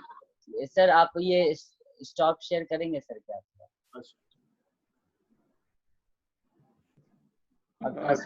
हाँ, सबको नमस्ते। आज के हेलन केलर के जयंती के लिए आप सबको मुबारकबाद। ये आपने जो अभी मैंने नोट किया, जो बिहार गवर्नमेंट इतने मास स्केल और इतने वास्ट स्केल में दिव्यांगजनों के अपलिफ्ट के लिए जो कार्य कर रही है वो बहुत सराहनीय है। और हमें बड़ी खुशी है कि शिवाजी जैसे लीडर डिसेबिलिटी कमिश्नर की देखरेख में सारा कुछ हो रहा है। पहले इतना कभी भी और किसी स्टेट में भी नहीं है, ये मुझे पता है। और झारखंड में हम लोगों ने ये शुरू किया है, दिव्यांगजनों को वोटिंग राइट दिलाया विधानसभा और उसके लोकसभा इलेक्शन में, और काफी अच्छा कार्य करती है गवर्नमेंट। और अभी आप शिवाजी के थ्रू जो शुरू करने वाले हैं, इनका तो लाजवाब है। इनका रीचेबिलिटी और पहुंच इतना ज्यादा है कि सारे दिव्यांगजनों को लाभ मिले जो 18 साल से ऊपर हैं, जो कि वोटिंग राइट के लिए एलिजिबल हैं। उनको अपना हक दिलाने के लिए जो कोशिश कर रहे हैं बहुत सराहनीय है। और मैं आप सबको शुभकामनाएं देता हूं इस काम के लिए। धन्यवाद। बहुत बहुत धन्यवाद सर। और एक बात और कि हम लोगों का मकसद क्या है आज का ये कार्यक्रम करने का, तो हम लोग जागरूक करना चाहते हैं। जैसे आप अपने अधिकारों के लिए लड़ रहे हैं, बहुत सारे कंप्लेंट्स भी आते हैं। एज हम लोग जैसा स्पोर्ट्स देखते हैं तो बहुत सारे स्पोर्ट्स को लेके आता है और हम लोग दिव्यांगता के क्षेत्र में काम कर रहे हैं, तो लोग हम लोगों से बातें करते हैं, हम लोगों के पास आते हैं और बहुत अपनी आपबीती सुनाते हैं कि हमें ये नहीं मिल रहा, हमें वो नहीं मिल रहा। तो हम लोगों का ये कार्यक्रम करने का मकसद ये है कि हम लोग आपको जागरूक करें और आपको एम्पावर करें कि आप खुद से अपना काम करिए। हमारे बहुत सारे एथलीट्स हैं, मेरा पर्सनल एक्सपीरियंस है, हमारे स्पेशल एथलीट इवेंट वो इंडिपेंडेंट हो गए हैं। अभी बहुत सारे कंप्लेंट्स मेरे पास भी आते हैं कि लिंक भेजिए, इसको ट्वीट कर दो। मेरे पास राशन नहीं मिल रहा है, पेंशन नहीं मिल रहा है, रोजगार कार्ड नहीं है। आपको मैं बस एक शेयर करना चाहता हूँ, हमारे एथलीट है, स्पेशल एथलीट है धीरज, और वो भी जुड़े हुए हैं यहाँ पे। रोजगार कार्ड बनाने की ये बात थी मनरेगा का, तो मैंने उनको जस्ट बताया है। देखिए वो खुद भी स्पेशल है, लेकिन वो तुरंत उस तक रीच, तुरंत उसी दिन वो चलेगा, उनका बन भी गया। हम लोग अगर घर में बैठ के अगर ये सोचते रहेंगे कि हम लोग के पास सब कुछ आ जाएगा, तो ऐसा नहीं है। हालांकि जो सरकार है वो आपके तक पहुंच रही है, वेबसाइट है, कभी कहीं कहीं जानकारी का भी अभाव है, लेकिन जब आप हम लोग से मिलते हैं तो हम लोग आपको वो जानकारी देते हैं और आपके साथ शेयर करते हैं। हमें क्या करना है कि हम लोग को साथ में मिलकर आपस में बातचीत कर एक दूसरे के, बहुत सारे ऐसा भी है कि हम लोग बोल रहे हैं कि काम नहीं हो रहा है या काम हो रहा है, मे बी आप तक नहीं पहुंच पा रहा है, कोई गलती हो सकता है, कुछ भी हो सकता है। आप आगे आइए और थोड़ा धैर्य रखना पड़ेगा। इतने दिन से बहुत काम हुआ है, और तो हम डॉक्टर शिवाजी सर को बहुत धन्यवाद देंगे और उनको कॉन्ग्रेचुलेट करेंगे कि उनके आने से कम कुछ काम तो शुरू हुआ है और बहुत तीव्र गति से शुरू हुआ है। स्पोर्ट्स के बारे में अगर मुझे बोला जाएगा स्पोर्ट्स करने के लिए, तो जैसा कि स्पोर्ट्स में खेल सम्मान की बात हो, सामान्य राशि की बात हो, या कुछ और भी, जैसे कोचेस ट्रेनिंग की बात हो या कोचेस को अपॉइंट करने की बात हो, उसके लिए हम लोग लड़ रहे हैं। और ये इसमें हम लोगों को, जैसा हम लोगों ने एक केस फाइल किया था और उसको तुरंत सुनवाई किया है डॉक्टर शिवाजी सर ने, तो हम लोग उनको बहुत बहुत धन्यवाद जाएंगे और चाहेंगे कि सर स्क्रीन पे आए। मैं संदीप मैं बोलना चाहूंगा आगे। अब जो हमारा सेकेंड पार्ट, जो हमारा जो पहला पार्ट था कि 100% दिव्यांगजन अपने मताधिकार का प्रयोग, उसका मैं जस्ट रेफरेंस देना चाहूंगा कि हम लोगों ने जो लोकसभा के चुनाव थे उसमें भारत निर्वाचन आयोग नई दिल्ली का पत्रांक जो है 464 दिनांक 7/9/2016 एवं निर्वाचन बिहार का पत्रांक जो है 1-5/2018 और दोबारा जो है 18/2/2019 का। इसमें हम लोगों ने इस बार पुनः मैं जानना चाहूंगा कि जो एक्सेसिबल इलेक्शन है और जो चीज मैं पढ़ रहा हूँ, बाद में कितने दिव्यांगजन हैं उनको ये चीज उपलब्ध नहीं हुआ पिछले लोकसभा इलेक्शन में।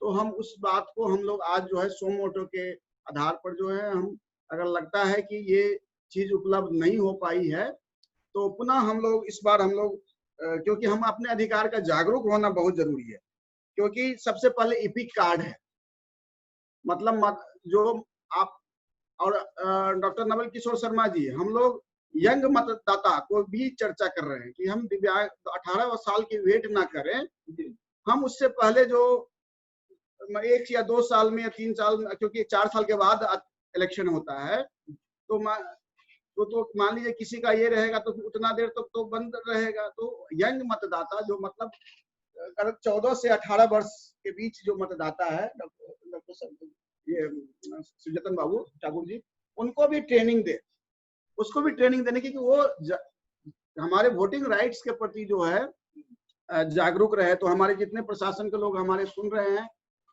इसमें उनको भी मैं देता हूं कि जो हम लोग ने अटैचमेंट लेटर भेजा है उस पर ध्यान दे कि सभी जो है दिव्यांगजन अपना, अगर उनका जो है वोटर कार्ड नहीं बना है, कोई कार्ड नहीं बना है, तो उनके लिए आप अभी से लग जाए और अपने वोटर का जो आधार कार्ड से भी, अगर जिनका आधार कार्ड बन गया उनको जुड़वा ले, जो 18 साल से ऊपर है। दूसरा है कि उस सूची के आधार पर आप जो अपने गांव में रहते हैं, तो आपके जो वार्ड मेंबर है या पंचायत सचिव है या आपके जो डीपीओ हैं, उनके माध्यम से सभी कोई ये बताएं कि हम दिव्यांगजन हैं। उनकी क्योंकि ज्यादा से ज्यादा पिछले जो इलेक्शन हुए थे उसमें सभी 21 प्रकार दिव्यांगजनों के मतदाता को नहीं जोड़ा गया था, लेकिन इस बार हम लोगों ने एक लेटर जा रहे हैं और हमारे बीच हमारे रणधीर जी इस काम को कर रहे हैं, तो आदेशित एक इस माध्यम से कि हम सभी कोई को खोज, जितने भी दिव्यांगजन हैं उनका अलग से लिस्टिंग करने के लिए हम लोगों ने पिछले बार भी दिया हुआ था, और मतदान केंद्र अनुसार। बहुत लोगों को तो जो वोटर कार्ड रहा, लेकिन कहाँ उनको इलेक्शन, कहाँ उनका नाम है, ये पता नहीं चलता है। क्या डॉक्टर नवल किशोर शर्मा जी? तो उस पर अभी से हम लोग काम करें, कैसे हम लोग 100% को प्राप्त कर सकते हैं, इसके लिए कार्य बहुत से जो पंचायत सचिव और मुखिया हैं, उनको इस बात की जानकारी नहीं है कि 7 से 21 प्रकार की विकलांगता जो हुई, जी, इसकी जानकारी भी उन लोगों को देनी पड़ेगी। बिल्कुल, तो ये हमारे जितने हमारे डीपीओज हैं या सभी किस प्रकार के दिव्यांगजन हैं, अगर आपका प्रमाण पत्र नहीं भी बना है तो प्रमाण पत्र बनवा लीजिए, लेकिन आप ऑलरेडी आप हैं, कोई उसके पेपर हैं, तो संबंधित आप बताएं कि हमको जो इस साल जो अपना हम वोटिंग करेंगे तो उसमें हमारा विशेष रूप से जो सरकार ने अलग, क्योंकि प्रत्येक बीएलओ को प्रत्येक मतदान केंद्र के संबंध में बीएलओ द्वारा दिव्यांगजनों को पहचान, उनके दिव्यांगता का प्रकार सहित किया जाए, जो ऑलरेडी हम लोगों ने अभिलेख डाटाबेस संधारित किया जाए। इसका डाटाबेस तैयार करने के लिए दिया है। तो जो पत्र हमने दिया था 29 मार्च 2019 को, उसी पत्र का मैं जिक्र कर रहा हूं। और साथ ही साथ दिव्यांग जो अगर दृष्टिबाधित दिव्यांगजन है तो उसका इपिक कार्ड जो है ब्रेल में, आप लोग को सर इपिक कार्ड ब्रेल में मिला है? देखिए आपको, अब ये देखिए हमारे भी डॉक्टर शिवजतन ठाकुर सर है, इतने बड़े विद्वान व्यक्ति हैं और भारत नहीं विदेश में नाम है, और अब ये बता रहे हैं कि इनको इपिक कार्ड ब्रेल में नहीं मिला। तो ये हम लोग को 26 जनवरी नहीं 2019 को नहीं इस बार साहब ने दिया। नहीं, ठीक है, तो इस बार हम लोग उसी में लग रहे हैं कि इपिक कार्ड जो है, अगर कोई साइन लैंग्वेज में है तो इपिक कार्ड साइन लैंग्वेज में भी उसमें वो, उस पर हम लोग नहीं किया। तो सभी अपना पहचान पत्र जरूर बनवा ले, नहीं आधार कार्ड से भी जोड़े, उस पर मैं जस्ट करने का हूँ। और आपको मालूम है कि अगर व्हील चेयर की जरूरत है, कोई स्पेशल इक्विपमेंट्स की जरूरत है जो आपको वहां तक पहुंचने में, तो ये अभी आपने देखा होगा कि सभी जो हाई स्कूल लेवल के जहाँ क्योंकि बूथ बनने हैं, वहाँ बिहार सरकार शिक्षा विभाग ने ऑर्डर किया है एक व्हील चेयर रखने का। तो आपको अगर नहीं मालूम है तो ये बता दें। हाँ, रैंप की सारी व्यवस्था है, टॉयलेट्स आपके अनुरूप किया गया है। और अब जो है सुविधाएं, मान लीजिए कि आपको विशेष रूप से कोई सुविधा है आने जाने, तो आपको जो है, पिछले वर्ष बहुत लोग छूट गए थे, हमने बताया बाद में कि उनको बताया ही नहीं, क्योंकि सारी तैयारी थी, लेकिन कहीं ना कहीं संवाद की कमी के कारण व्यवस्था की कहाँ जाना है, या कुछ पहली बार शुरुआत हुआ था तो थोड़ी सी कमी जो है रह गई थी, लेकिन इस बार हम लोग चाहते हैं उस कमी को दूर कर लिया जाए। इस तरीके से हम लोग जो है हेलन केलर डे के आज से हम लोग 1 साल का जो थीम रखे हैं कि 100% जो दिव्यांगजनों अपना मताधिकार का प्रयोग है उसमें लग जाना है, सभी को लग जाना है। जो हमारे स्टेट लेवल पर जो लोग हैं, हमारे प्रशासन के लोग हैं, सरकार के लोग हैं, सिविल सोसाइटी के लोग हैं, हमारे इसके बाद वॉलेंटियर्स हैं, अभिभावक हैं, हमारे डीपीओज हैं, सभी को लग जाए कि अभी से जो रह गई थी पिछले बार कमी, उसको दूर कर लिया जाए। इसके अलावा आपको बता दें कि उनको जो ज्यादा गंभीर दिव्यांग हैं और 80 वर्ष एभर है, तो मालूम है इसमें बैलेट पेपर आपने देखा होगा कि हमारे मुख्य निर्वाचन पदाधिकारी का एक जो है कमिश्नर का एक लेटर आया हुआ था कि बैलेट पोस्टल बैलेट पेपर से भी वो दिव्यांग अपना मतदान का उपयोग कर सकते हैं। जी, तो इसकी जानकारी मैं रिक्वेस्ट करूंगा, हम अपने लेटर के माध्यम से, आज के वेबिनार के माध्यम से, किसी पत्र के भी हम लोग अपने जो सीईओ हैं बिहार के, चीफ इलेक्शन ऑफिसर, उनको हम लोग इस पत्र से जो हमारे नोट कर रहे हैं हमारे रणधीर जी इस बात को। और राष्ट्रीय मानकों अनुरूप जो है उसका जो ग्रेडियंट है, जो अपना आपकी जरूरतें हैं, व्हील चेयर खुद से ले आए, उसके बाद ईवीएम जो ब्रेल की सुविधा के साथ साथ साइन लैंग्वेज की सुविधा हो, और उसका हाइट, जैसे कि हमारे डॉर्फ है उसकी हाइट कम होती है, तो उनके अनुरूप वहाँ पर पीढ़ा की व्यवस्था हो कि उसके ऊपर जो है वो चढ़ के अपना मतदान कर सके उसके अनुरूप। तो यानी सभी किस प्रकार के दिव्यांगजनों के उनको ज्यादा देर लाइन में नहीं लगना पड़े, उसके लिए हम लोगों ने पूरा प्लान किया हुआ है। उसकी पत्र ऑलरेडी सभी जो हमारे जिला निर्वाचन पदाधिकारी वो जो अपर आयुक्त दिव्यांगजन होते हैं जिलाधिकारी, उनको दिया गया है।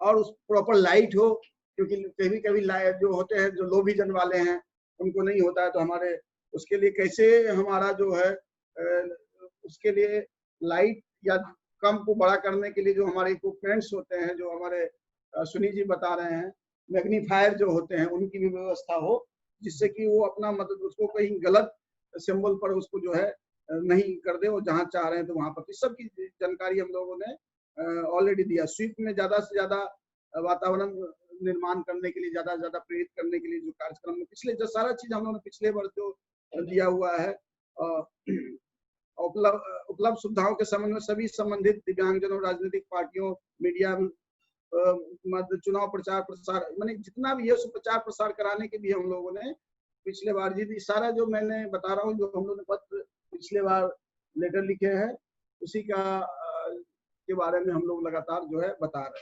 पा रहे हैं। इसके बाद है कि ये मैं अपने जो लेटर के 12 नंबर पर, जहां तक संभव हो दिव्यांगजनों को बृहद संख्या में निवास स्थानों पर विशिष्ट चुनाव बूथों की व्यवस्था कराई जाए, और उसको ज्यादा दूर जाना नहीं पड़े, और विशिष्ट जो है व्यवस्था कराया जाए। आवश्यकता अनुसार अन्य सुविधाओं यथा शौचालय, मतदान केंद्र के बाहर टेक्टाइल चिन्ह है, दृष्टिबाधित दिव्यांगजनों के लिए ब्रेल लिपि में चुनाव मार्गदर्शिका की व्यवस्था की जाए। और पिछले बार इस पर काम की हुई थी। दिव्यांगजनों के मध्य उन मतदान केंद्रों के संबंध में पूर्व सूचना का ऑपरेशन, जहां व्हील चेयर के अग्रिम ऑनलाइन बुकिंग कराई। तो इस बार मैं आप लोग को चाहूंगा जिसको व्हील चेयर की जरूरत है, एक पोर्टल में पहले से भी देने की आवश्यकता रहती है। किनको व्हील चेयर की आवश्यकता है वो पहले से हम लोग कर सके। ऑडियो एप्लीकेशन और जो है वॉइस SMS आदि की हम लोग इस बार पिछले बार प्लानिंग किए थे कि आपकी जानकारी हो वॉइस SMS के माध्यम से भी, और जिसको ऑलरेडी हम लोगों ने पहले पत्र लिखा है। और खासकर जो सीवियरली नेशनल ट्रस्ट डिसेबिलिटी के जो दिव्यांगजन हैं, उनको हम लोग चाहे उनके लिए अगर वो खुद से अपने वोटिंग्स को नहीं कर पाते हैं तो उनके लिए लीगल गार्जियन या गार्जियन उनके साथ जाएंगे, और प्रायोरिटी मैंने प्राथमिकता के आधार पर अपना उनको जो है अपने EVM में उसके चॉइस के हिसाब से उनको जो है मतदान करने की उनको प्रेरित, उनकी ट्रेनिंग दी। और साथ ही साथ यंग जो मतदाता है उससे पहले दिव्यांगजनों तो जानते हैं, जैसे कि हमारे डॉक्टर साहब है, उनका हाथ बैलेंस नहीं होता है, या जो हमारे बहुत सारे जो न्यूरोलॉजिकल कंडीशन के डिसऑर्डर है, स्पाइनल कॉर्ड इंजुरी के हैं, सेरेब्रल पाल्सी, अटैक्सिक है, उन लोगों के लिए अपने कहाँ वो दाबना कहीं दबा जाता है, उसके लिए स्पेशल व्यवस्था करने की हम लोगों ने बताया था कि उसको ऐसा नहीं कि वो दाबना चाह रहे कुछ और दबाया जा रहे कुछ, उसकी भी प्रबंध कराने के लिए हम लोगों ने पत्र लिखा था। तो ये इस बार हम लोग चाह रहे हैं कि कम से कम अगर जो दिव्यांगजन है, अगर 51 लाख है तो माता पिता भी है, तो 1.5 करोड़ लोग करीब इनसे इम्पैक्ट होंगे। तो हम लोग सभी को इसको ज्यादा से ज्यादा जागरूक करें, उसके अभिभावक लोग को भी हम लोग उसको जोड़े, और ज्यादा से ज्यादा क्या क्या समस्या, और सभी सोचा रहे हैं कि लास्ट टाइम जो आपने लोकसभा का चुनाव में जो ये एक्सेसिबल इलेक्शन धारा 11 के तहत जो भी गाइडलाइन दिए हुए थे, क्या गाइडलाइन में कुछ कमी रह गई, या कहीं जो भी हम लोगों ने दिशा निर्देश जारी किया था, तो उस दिशा निर्देश में कहीं अगर आप लोग को लगता है, जैसे कि हमारे शिवजतन बाबू ने, ठाकुर डॉक्टर शिवजतन, उन्होंने बोला कि उनके पास क्या आपको लाने ले जाने की व्यवस्था की गई थी। हाँ, तो ऐसे क्योंकि कहीं ना कहीं ये जो रिकॉर्ड रखते हैं उप निर्वाचन अधिकारी, उनके पास लिस्टिंग करने के लिए क्या किया जाए, तो हम चाहेंगे कि सभी लोग इस पर काम करें, क्योंकि ताली दोनों हाथ से बजती है।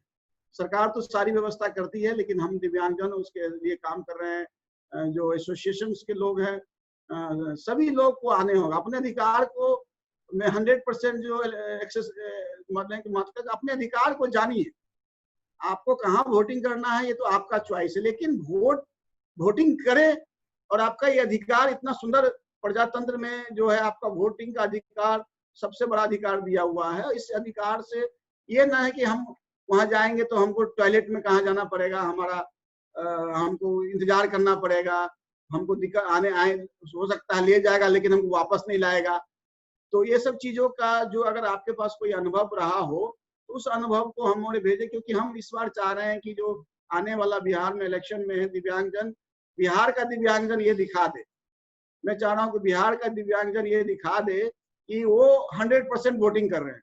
जब आप ऐसे जब मैं कमिश्नर बना, स्टेट कमिश्नर बना, तो मैं बोला उसी दिन सारे दिव्यांगजन कमिश्नर होंगे। जब आप मुझे कमिश्नर बना है, दिव्यांगजन सभी कमिश्नर बने, तो मैं चाहता हूँ सभी दिव्यांगजन कि ये हेलन केलर डे पर आइए, हम लोग सबसे बड़ी श्रद्धांजलि होगी, सबसे बड़ा उनके लिए ये होगा कि हम लोग सभी कोई जो है इनके अपने वोटिंग राइट्स का प्रयोग करें और ये पूरे इंडिया में एक मिसाल दे कि बिहार से एक जो है, क्योंकि आपको मालूम है बिहार की धरती बुद्ध की धरती है, महावीर की धरती है, सम्राट अशोक की धरती है, बड़े बड़े चीज प्रजातंत्र की धरती है। तो सबसे बड़ा प्रजातंत्र का नींव जब बिहार में है और दूसरी बड़ी आबादी दिव्यांगजनों की है, तो बिहार के लोग और बिहार के दिव्यांगजनों से मैं आग्रह करना चाहता हूँ कि आप लोग जो है 100% इस बार से तैयारी करें और जहां कहां दिक्कत हो रही है हमको बताएं। हम लोग, क्योंकि क्या होता है, हम हमारे बाबूजी बताते थे कि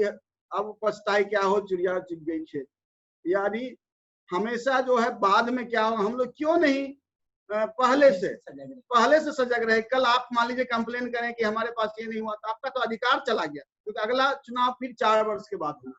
तब तो ये मैं इसीलिए मैं हम लोग सबसे पहले मैंने हेलन केलर डे पर मैं 2018 में भी इस बात की किया था, जिसमें बहुत बड़ा मुझे कई राज्यों ने बुलाया था एक्सेसिबल इलेक्शन पर।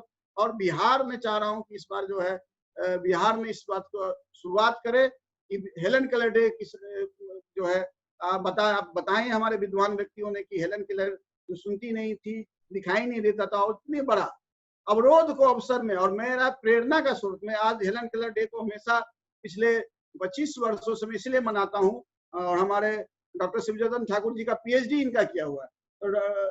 तो ठाकुर साहब मैं बता दूं कि मेरा हेलन केलर से प्रेरणा मिलती है, हम सभी को प्रेरणा मिलती है और सामान्य लोगों को भी प्रेरणा मिलती है कि इतने अवरोध को उन्होंने अवसर में कैसे बदला।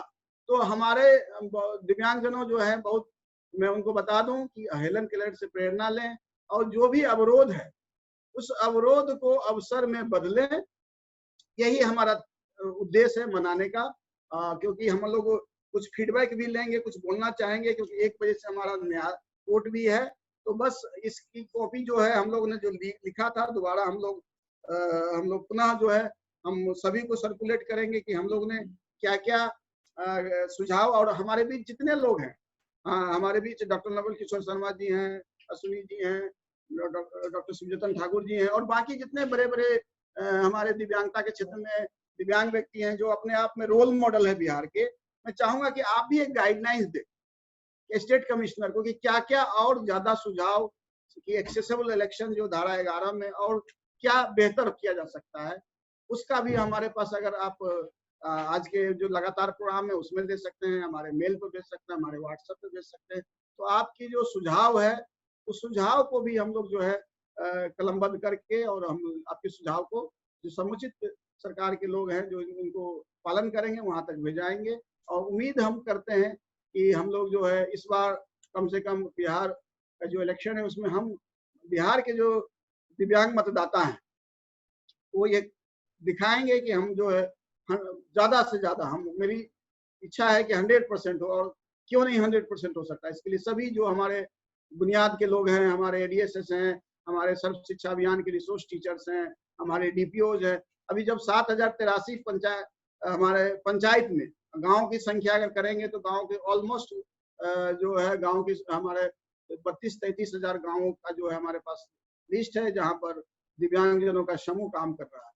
और कल हमारे एक व्यक्ति ने हमसे ट्राई किया इस गांव का बताइए, इस पंचायत का, मेरे पास कोई व्यक्ति है, मैं खुलेआम बताता हूँ कि आप बताएंगे तो मेरे मोबाइल में हमको 30 सेकंड के अंदर बता दूंगा उस पंचायत के कौन सा व्यक्ति, जो DPOs है उस ब्लॉक के कौन है, उस जिला के कौन है, उस गांव के कौन है। ये हम लगातार मॉनिटरिंग कर रहे हैं और आपको सशक्तिकरण के लिए, एम्पावरमेंट करने के लिए हम लोग चाह रहे हैं कि आप सब कोई मिल के आइए। एक बिहार का जो इतिहास है उसके और हमारे कार्यकाल है, मैं तो चाहूंगा अगर हमारे कार्यकाल आपको पसंद आ रहा है, हम आपके प्रति लग रहा है, तो आइए हम लोग मिलकर, सब कोई, सारे लोग कमिश्नर हो गए हैं, तो मेरा रोल जो है सभी कोई दिव्यांगजन जो सुन रहे हैं हमारे प्रोग्राम में, आइए मैं जो काम कर रहा हूँ आप भी काम करें, और सभी दिव्यांगजनों को जहां तक हम नहीं पहुंच पा रहे हैं वो अपने अपने स्तर से, आज दिन भर हम लोग का काम है कि हमको 51 लाख लोगों तक, हर दिव्यांग के द्वार तक पहुंचना है। आइए हम लोग सब मिलकर देखते हैं कि कौन कितने जगह पहुंच पाते हैं,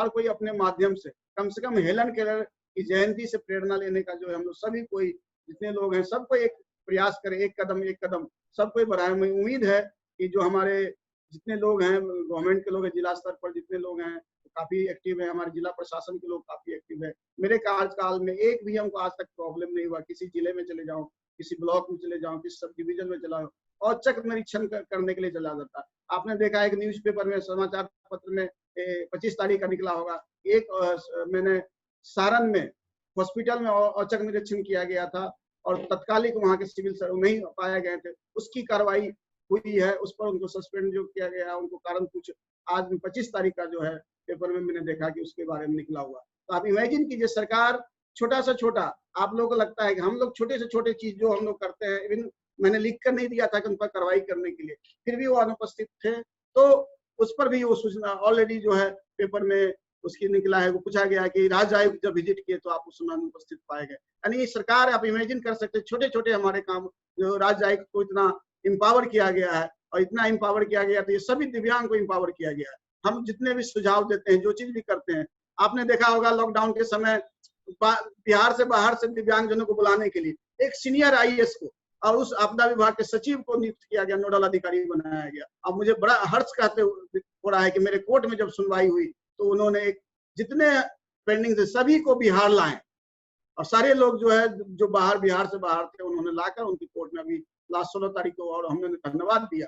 इसके अलावा मैं बता दूं कि हम लोगों ने लॉकडाउन के दौरान लगातार हम लोगों ने हेल्पलाइन नंबर और अन्य माध्यम से हमारे बीच लगातार ऑफिस के हम लोग अपने अपने घर से काम कर रहे थे। हमारे ऑफिस के साथ ऑफिस ऑफ स्टेट कमिश्नर के जितने स्टाफ हैं, मैं विश्वास के साथ कहता हूं कि प्राइवेट में भी इस तरह का लोग काम नहीं करते होंगे जो सरकारी सिस्टम में काम करते हैं।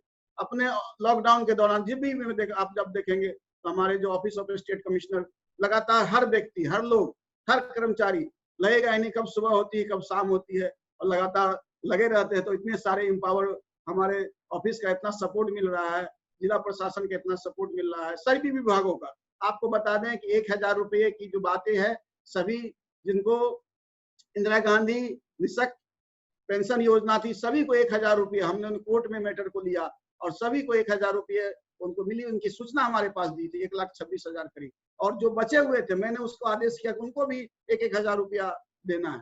खासकर विशेष राहत पैकेज के लिए भी हम लोगों ने अपने कोर्ट से ऑर्डर किया है। आपके सरकार आपके द्वारा, सरकार हमेशा आपके द्वारा महसूस किया, और हर विभाग, हर दो अभी शिक्षक नियोजन की जो अभी निकली हुई है उसमें हमारे रणधीर जी हमारे कोर्ट का आदेश बना रहे हैं कि किस तरह नियोजन में जो प्रॉब्लम्स हो रही है उसको सॉर्ट आउट करना, हॉरिजॉन्टल और वर्टिकल रिजर्वेशन को कैसे करेक्ट करना है, उस पर काम हो रही है। तो 12:41 हो गया और 1 बजे से कोर्ट की भी हमारा आगे है। तो जस्ट मैं रिमाइंड कर रहा हूँ कि लगातार इस अपने कामों को, मैं हमेशा ये मानता हूँ कि अपने दही को कोई खट्टा नहीं खाता, इसलिए मैं क्या कर रहा हूँ, निश्चित रूप से मैं हम लोग नहीं, ऑफिस सरकार नहीं बताएगी, ये सोशल ऑडिट के माध्यम से बाकी लोग बताए सरकार कहाँ कर रही है, कहाँ कमी रह रही है, और कैसे जो कमी रही है हम लोग मिलके, क्योंकि ताली जब बजती है तो दोनों हाथ से बजती है। क्या डॉक्टर शिवजतन ठाकुर साहब हमेशा कोशिश करेंगे कि सब कोई, सरकार तो कर रही है, आप लोग के साथ भी हम लोग मिलकर जहाँ जहाँ कमी रह गई है, आइए उस कमी को कैसे हम लोग दूर करें। अभी ऑनलाइन आज इस आपको भी देंगे, आपको देंगे।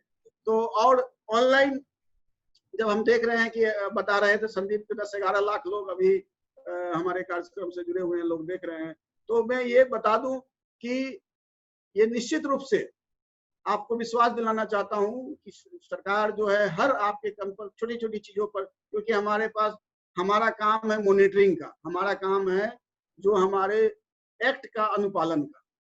एक्सक्यूशन का काम लोग कंफ्यूज हो जाते हैं, वो डायरेक्टरेट डिसेबिलिटी बना हुआ है, आपके जो काम को डायरेक्ट डिसेबिलिटी के द्वारा किया जाता है। हम तो गाइडलाइन देते हैं कहाँ कमी रह गई, और अपने कोर्ट के माध्यम से जो अपने दिव्यांगजन अधिकार अधिनियम में जो आपके राइट्स है उसका वायलेशन होता है, उसी को सुरक्षा, संरक्षण, पूर्ण भागीदारी, सहभागिता जो हम लोगों ने लिखा है, उसके के लिए ऑफिस ऑफ स्टेट कमिश्नर काम कर रही है।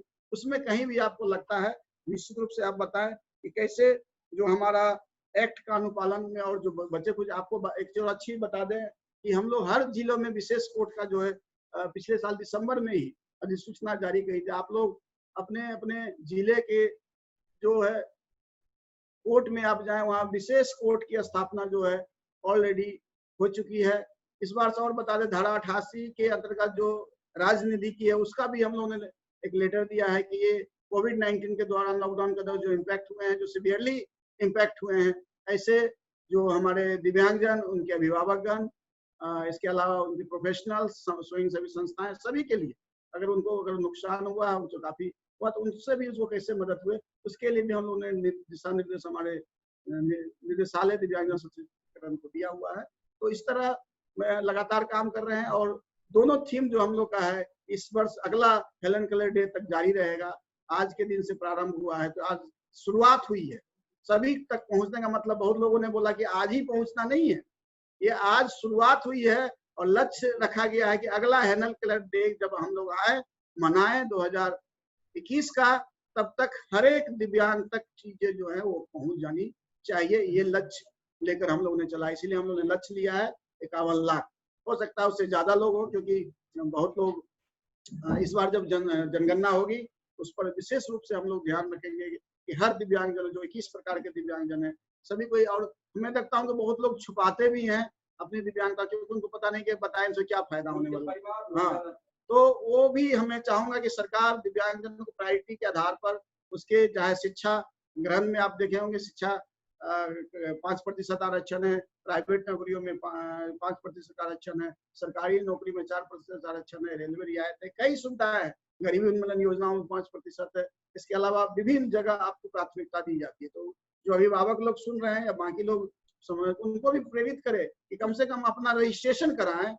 निश्चित अपने जनसंख्या का जब हमारा सेंसस होता है, और ज्यादा से ज्यादा लोग सर्टिफिकेट भी बनाएं, क्योंकि कई आपके पास बहुत लोग बोलता है कि हमारा पेंशन हमारे सक्षम है, लेकिन पेंशन नहीं, सरकार के यहाँ आपके पास यूडीआईडी बनाएंगे तो रजिस्टर्ड हो जाएगा, सर्टिफिकेट बनाएंगे, पेंशन लेंगे तो सरकार के पास आपकी जो है लाभार्थी की सूची रहेगी। कहीं भी कुछ तरह का योजना देना रहा तो आपके अनुरूप जो है, आपकी आवश्यकता के अनुरूप बनाएगी।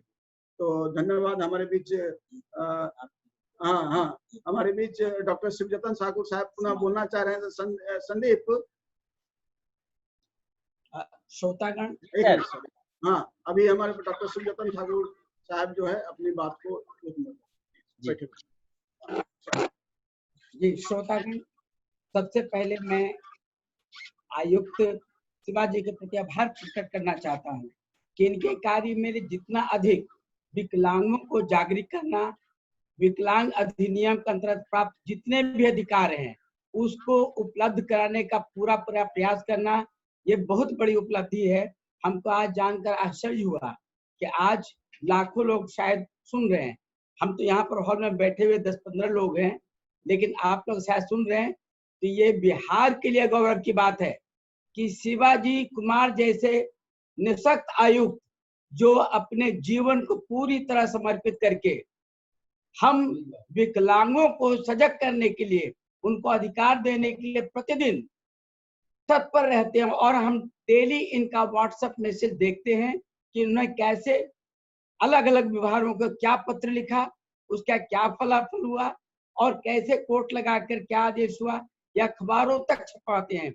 मैं विकलांग जो सुन रहे हैं श्रोतागण, मैं चाहता हूं कि आप दूर दूर तक जाकर, जिनके पास विकलांगता अधिनियम की कॉपी नहीं है, या हिंदी अंग्रेजी दोनों में उपलब्ध है, आप वेबसाइट पर पढ़ सकते हैं, उसको अधिकार के बारे में जान सकते हैं।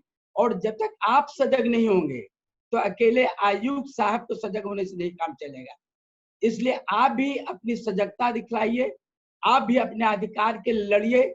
जहां आपको मुसीबत है, आपको परेशानी हो, यहाँ पर शिवाजी कुमार जैसे योद्धा आपके बीच बैठे हैं, आपको पूरा परिवार सहयोग करेंगे। इन शब्दों के साथ मैं शिवाजी के प्रति हृदय से आभार प्रकट करता हूं कि इन्होंने विकलांग लोगों के जीवन उभारने और सुधारने में अपना पूरा योगदान दिया। धन्यवाद। धन्यवाद सर। और आप लोग की प्रेरणा जो मिलती है उसी से हम लोग है। आप डॉक्टर नवल किशोर शर्मा जी, आप भी बोलना चाहिए, मैं घुमा देता हूँ। आप बोलिए, आपका जी बोला।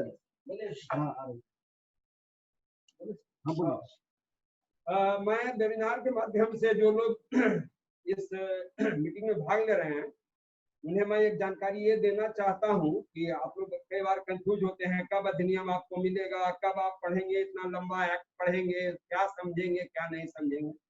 मेरी ये जानकारी है, बिहार सरकार का अधिनियम हिंदी में ही प्रिंट है शुरू से ही, हिंदी में ही निकाला ही गया, लेकिन भारत सरकार का जो है 2016 का, वो अभी तक हिंदी में मेरे जैसे आदमी को प्राप्त नहीं है, जबकि मैं इस क्षेत्र में लगातार काम करता हूँ। खैर जो भी हो, उसमें जो विकलांग आयुक्त को अधिकार दिया गया है, तो आपको मैं ये बता देना चाह रहा था, जो वेबिनार के माध्यम से शामिल है इसमें, कि हमारे ये जो आयुक्त होते हैं, स्टेट डिजेबिलिटी कमिश्नर, राज्य दिव्यांगजन आयुक्त जो कहलाते हैं, ये सिविल कोर्ट है हमारे, सामान्य कमिश्नर केवल नहीं है। किसी दिव्यांग व्यक्ति को अपने अधिकार पाने के लिए सामान्य सिविल कोर्ट, जो हर जिले में सिविल कोर्ट होता है, उसमें जाने की आवश्यकता नहीं है, वकील रखने की आवश्यकता नहीं है, लाखों करोड़ों के खर्च करने की आवश्यकता नहीं है, क्योंकि उस कोर्ट के बारे में कहा जाता है कि केस करते हैं पिताजी और उनके पोता पर, पोता तक वह केस चलता है, रिजल्ट शायद 100-2 साल के बाद मिलता है। लेकिन यहाँ रिजल्ट आपको मैक्सिमम 2 महीने से लेकर 6 महीने के अंदर रिजल्ट आपको मिल जाएगा और 1 रुपए का खर्च यहाँ नहीं होगा। यह सिविल कोर्ट है दिव्यांगजनों के लिए, तो आप डायरेक्ट यहाँ केस भी कर सकते हैं। और मैंने अनेक केस किया है जिसके अच्छे परिणाम मिले हैं और 1 रुपया भी उसमें खर्च नहीं हुआ है। और मैंने अपना केस शायद एकाधिक किया होगा या नहीं किया होगा, लेकिन सामाजिक केस, सामाजिक कल्याण के लिए केस किया है, जिसमें सफलता मिली है। और एक बड़े कार्यक्रम पर हम काम कर रहे हैं, जिसकी जानकारी हम बाद में देंगे जब रिजल्ट होगा। लाखों दिव्यांगों का उस माध्यम से कल्याण होने वाला है। एक चलता है बिहार ओपन स्कूल, उसमें एडमिशन वहाँ के अधिकारी नहीं करते हैं नेत्रहीनों का, दिव्यांगों का, और करते हैं तो पैसा लेते हैं। एक्ट के अनुसार 1 रुपया भी किसी दिव्यांग छात्र छात्रा से उनको नहीं लेना है। और 10वां और इंटर में एडमिशन उनको करना है। परीक्षाएं उनकी विशेष रूप से राइटर के सहयोग से करानी है। और नामांकन में कुछ बाधा उत्पन्न वो कर रहे थे, इस मामले में कोर्ट यहाँ चल रहा है और कुछ सफलता हमें मिली है। फिर बाद में इसके बारे में जानकारी देंगे। दूसरी बात, एक आयुक्त महोदय से एक छोटा सा अनुरोध ये था, पिछली बार राजनीतिक दलों के साथ जिला प्रशासन का बैठक था, इस वर्ष नहीं, पिछले बार लोकसभा के समय, और ऑलरेडी हम लोग उस समय उन्होंने नहीं, राजनीतिक दलों ने ऑब्जेक्शन किया, इनके साथ कोई गाइड नहीं जाएगा। मैंने उठकर कहा, जिला प्रशासन के लोग ने भी मेरी बात का सपोर्ट किया कि चाहेंगे तो इनको गाइड की सुविधा होगी, क्योंकि जो नेत्रहीन है और जो सीवियर रूप से डिजेबल हैं, उन्हें सहयोगी की आवश्यकता है। और जिसको वो चाहेंगे उसको ही सहयोगी के रूप में ले जाएंगे, सरकार नहीं देगी, क्योंकि ये गुप्त मतदान है। आप नहीं देंगे हमको, मैं जिनको चाहूंगा उनको मैं लेकर जाऊंगा। हो गया सर, धन्यवाद। ये इस बात पर हो गया, मैं तो चर्चा किया कि आप जिनको चाहे वो ले जा सकते हैं। और जी आपको लिखना है तब हो गए। नहीं, हुआ है। आप बताया कि जो प्रॉब्लम हुई थी तो हम लोग उसको देखेंगे। इसी के साथ जो है हम लोग का जो प्रथम सेशन था, मैं चाहूंगा कि कुछ लोग 1 बजने वाला है, ऑलरेडी 1 बज के कितना टाइम हो गया? अभी 9 मिनट बाकी है सर। अच्छा ठीक है। तो हम चाहेंगे कुछ लोग और हमारे प्रशासन के लोग हैं जिसने तैयारी किया है, एडीएसएस बांका, उनको थोड़ा हमारे जो प्रशासन के लोग जुड़े उनको थोड़ा सा लाइन पर लीजिए और एक एक करके जो है हमारे एडीएसएस पटना भी है, ADSS Banka, ADSS Banka, ADSS Banka, आपको सुन रहे हैं? एडीएसएस बांका मैडम कहाँ है? आपको आप क्या तैयारी किए हैं आप बताएं, ऑन कीजिए, अपने अनम्यूट कीजिए अपने आप को। हाँ बताइए आपने क्या तैयारी किया? अभी तो कोर्ट भी होगा 1 बजे से, आप रेडी है? आवाज आपकी नहीं आ रही है। कोर्ट की तैयारी हो चुकी है? अच्छा चलिए, अभी कोर्ट होने वाला है, इनकी तैयारी है। और संदीप और बाकी जो बुनियाद के उनके लोग जुड़े हुए हैं उन लोगों को लीजिए, सरकार के जितने लोग हैं। एडीएसएस भागलपुर भी हैं सर। हम लीजिए उनको, Bhagalpur assistant director social security, वो जिला में। सर अनम्यूट करिए अपने आप को।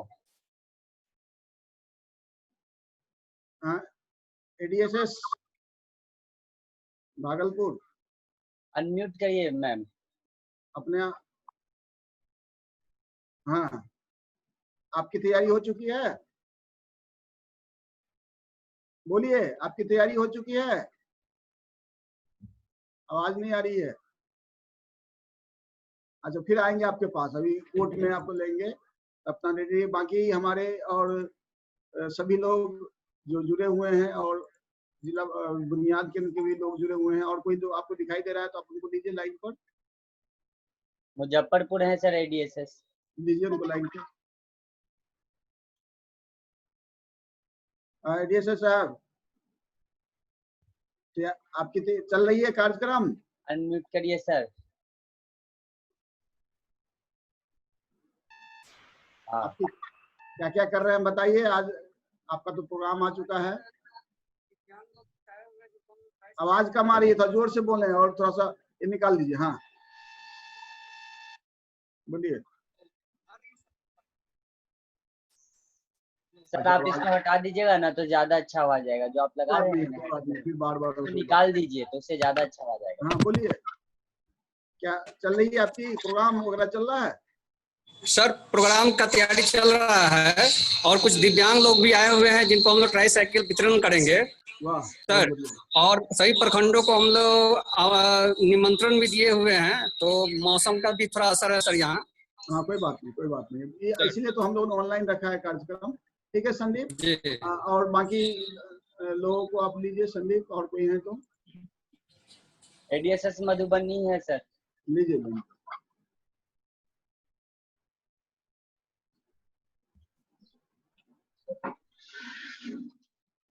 अनम्यूट करिए सर। ADSS Madhubani unmute.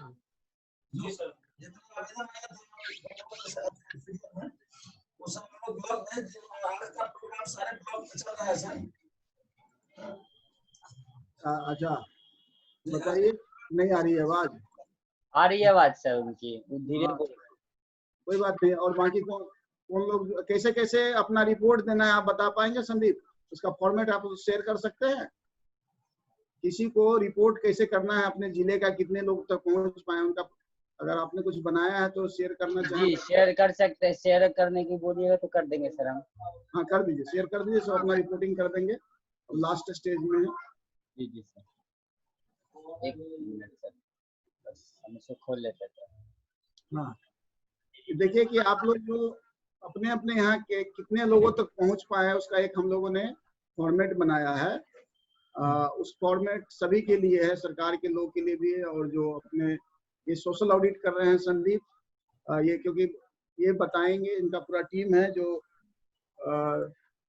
पूरे गांव पंचायत लेवल तक पहुंचा। दिव्यांगजनों खुद इसमें सारे लोग दिव्यांगजन हैं, Bihar association of person with disability, ये खुद सोशल ऑडिट करके हमको बताएंगे कि आज जो कार्यक्रम चला दिन भर, तो कितने लोग इस प्रोग्राम से जुड़े। जी सर, स्क्रीन पे दिख रहा है सर? हाँ दिख रहा है, तो बड़ा कर लीजिए। तो सर ये हम लोग का ये सोशल ऑडिट है जो हम लोग ऐसे करने वाले हैं इसको। तो हम लोग एक फॉर्म देंगे, एक्चुअली इसका गूगल फॉर्म का लिंक भी हम लोगों ने बनाया है। अगर कंफर्टेबल है जितने भी लोग हैं तो उसको गूगल फॉर्म के लिंक को भी हम लोग उनको भेजेंगे। उस पे जाके वो डायरेक्ट हम लोग को गूगल फॉर्म भी भर सकते हैं। तो इसमें क्या करना है, बस इजी सा है, ज्यादा कुछ नहीं है सर इसमें। एक तो पहला जो है उसमें DPO का अपना नाम लिखना होगा।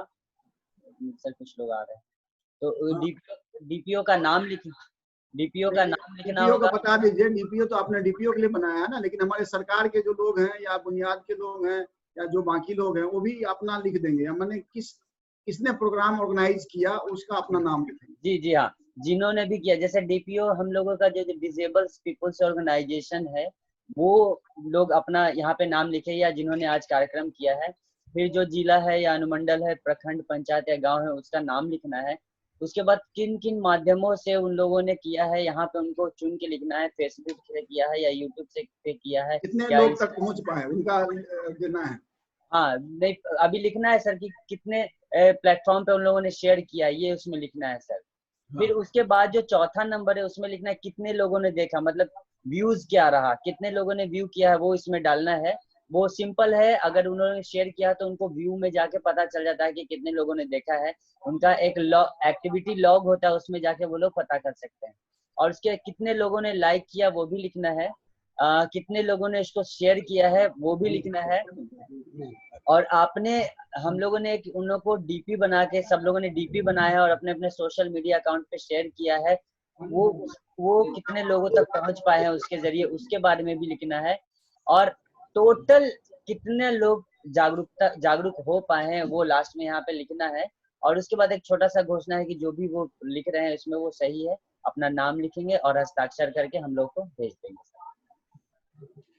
तो इसी तरह जो आज के जो आपने देखा है कि और कोई बोलना चाहते हैं तो हमें 10-10, 15-15 सेकेंड हम लोग चाहेंगे कि अगर कोई बोलना चाहते हैं तो हैंड रेज करें, लेकिन समय सीमा को 10-15 सेकेंड रखा जाए। हैंड रेज हुआ है सिमरन बुनियाद केंद्र पटना सिटी से। हाँ, हम तो बोलना चाहती है, पूछ लीजिए। अनम्यूट कर रहे हैं, हाईलाइट की नहीं वो ऑन नहीं है सर कैमरा। अच्छा, कोई बात नहीं, बोलिए। बोलिए सिमरन जी। शायद वो नहीं करे।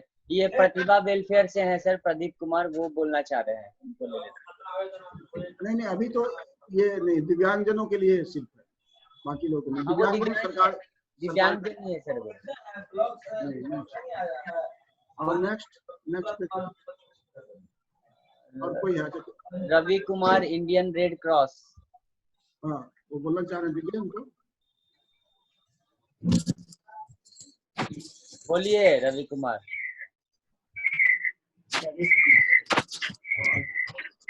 बोलना चाह रहे हैं? बोलना नहीं चाह रहे हैं, वो हैंड रेज कर रखे हैं सर। अच्छा, कोई बात नहीं, ठीक है। तो ऑलरेडी एक बज चुका है। अभी जो लोग इस कार्यक्रम के समापन पर हैं, तो हम लोग बस लास्ट में सभी से जो आज प्रथम सत्र जो था हम लोग का, आज यहीं पर समाप्त हो रहा है। लेकिन दोबारा जो न्यायालय में है वो दोबारा वो आ सकते हैं, अभी बंद किया जाएगा। और जो है चाय पीकर हम लोग जो है करीब 8 मिनट के अंदर जो है पुनः हम लोग, क्योंकि हमारे जो गेस्ट लोग आए हैं उनको भी विदा करें, और 8 मिनट के बाद जो पुनः हम लोग इसी लिंक पर जुड़ेंगे जहां पर हम लोग ई कोर्ट जो है हम लोग के लिए भागलपुर कमिश्नरीज का है, उसको हम लोग प्रारंभ करेंगे। और आप लोग इस प्रोग्राम में आए, अपने जुड़े। मैं देख रहा हूँ कि काफी संख्या में 149 तो अभी मैं देख रहा हूँ, और काफी से पहले 300 से ज्यादा लोग थे जो वेबिनार के माध्यम से अभी जुड़े हैं। और साथ साथ जो फेसबुक के माध्यम से भी आपने क्वेश्चन, में देख रहा हूँ कि फेसबुक पर भी आपने क्वेश्चन किया, और सभी क्वेश्चन का जवाब हम लोग देंगे, क्योंकि आज पूरे दिन भर और सभी डीपीओज को आपको अपने अपने स्तर पर इस कार्यक्रम को आयोजन करना है। आप भी अपने लिंक को शेयर कीजिए। और हेलन कलर डे के लिए मैं पुनः जो हम लोग दोनों थीम को लेकर चले, और उम्मीद करते हैं कि हम लोग सभी लोग मिलकर हेलन कलर डे को आज जो इसकी जो वर्षगांठ मना रहे हैं 140वीं, इस वर्षगांठ पर हम लोग सबसे बड़ी श्रद्धांजलि होगी जब हम अगले साल हेलन कलर डे मनाए, तो प्राउडली बोले कि सभी बिहार में रहने वाले सभी दिव्यांगजनों तक वोटिंग राइट्स जो है पहुंच गया। उन्होंने अपने कास्ट किया अपने वोटिंग का अपने प्राउडली। और दूसरे जो भी दिव्यांगजन अधिकार अधिनियम 2016 की जो धाराएं हैं उन तक वो कम से कम उनकी जानकारी जो है एम्पावरमेंट करें, हम लोग सशक्तिकरण की आपके पास इतनी जो है कानूनी जो है आपके अधिकार प्रदत्त है, और इसको जो है आप लोग धीरे धीरे प्रारंभ करना। मैं देखा हूँ कि बहुत लोग हमारे अच्छे लोग जो जुड़ नहीं सकते हैं, आज करीब 150 लोग 150 लोग, अभी आपने देखे कि नीचे में लिखा हुआ है, देखिए 150 लोग जो है 149, 46 अब धीरे धीरे लोग जा भी रहे। तो ये लोग दिव्यांग लोग भी जुड़ रहे हैं, बाकी लोग भी जुड़ पा रहे हैं। वो देख रहा हूँ कि फेसबुक लाइव प्रोग्राम कर रहे हैं, मैं देख रहा हूँ कि वो लेटर अच्छे से लिख रहे हैं हम, और ईमेल कर पा रहे हैं, ऑनलाइन कंप्लेन कर पा रहे हैं। तो इट्स वेरी ग्रेट थिंग, और मैं सभी को बधाई देता हूँ कि हमारे जो बिहार बदल रहा है, और हमारे दिव्यांगजन भी जो है एम्पावर हो रहे हैं, और दिव्यांगजन भी अपने राइट्स का जो है प्रयोग करने लगे हैं। और अपने जो दिव्यांगजन के बीच जो अवरोध बैरियर है अलग अलग तरह का, जो घर से प्रारंभ होता है, अपने घर में जो बैरियर है, जो उसके आसपास के फैमिली मेंबर जो बैरियर है, जो उसके समाज में जो बैरियर है, उसके गांव में बैरियर है, उसके पंचायत में बैरियर है, उसके प्रखंड में बैरियर है, उसके अनुमंडल में बैरियर, जिला में बैरियर और राज्य स्तर पर और जो भी बैरियर्स है, वो बैरियर अब क्या होता है, हट रहा है। जैसे पत्थर क्या होती है, बर्फ क्या होता है, बर्फ बहुत मजबूत होता है, लेकिन गर्म पाकर क्या होता है, वो पिघलना शुरू हो जाता है। तो मैं बस बर्फ का एग्जाम्पल देता हूँ कि आपने ऐसे कमिश्नर कि आपके ब्लेसिंग से आपने बनाया है कि अब बर्फ जो है पिघलने लगा है और सभी के अधिकार जो है आप लोग राइट्स अपने यूज कर रहे हैं। और हमेशा जब आप निराश हो, आपको लगे कि आप हार मान रहे हैं, तो याद कीजिए हेलन केलर को कि उन्होंने कितने अवरोध को अवसर में बनाया। इसी शुभकामना के साथ मैं सभी अपने जितने गेस्ट हमारे बीच आए थे, डॉक्टर शिवजतन ठाकुर जी का, हमारे बीच जो है डॉक्टर अश्विनी जी का, और हमारे नवल किशोर शर्मा जी, डॉक्टर नवल किशोर शर्मा जी का, तमाम दर्शकों का, हमारे ऑफिस ऑफ स्टेट कमिश्नर से जो हमारे रणधीर जी हैं, मनीष है, अनीश है, हमारे पीएस साहब हैं, हमारे बॉडीगार्ड, जितने लोग हैं जो लोग जुड़े हुए हैं, और सभी हमारे दर्शकों का, हमारे जिला प्रशासन का, हमारे बुनियाद केंद्र का और सभी स्वयंसेवी संस्थाओं का, सभी को मैं पुनः जो है सभी का धन्यवाद देता हूं। और आप अपने अपने स्तर पर प्रोग्राम करें, आप उन्हें बताएं। धन्यवाद। फिर मिलते हैं 8 मिनट के बाद। नमस्कार।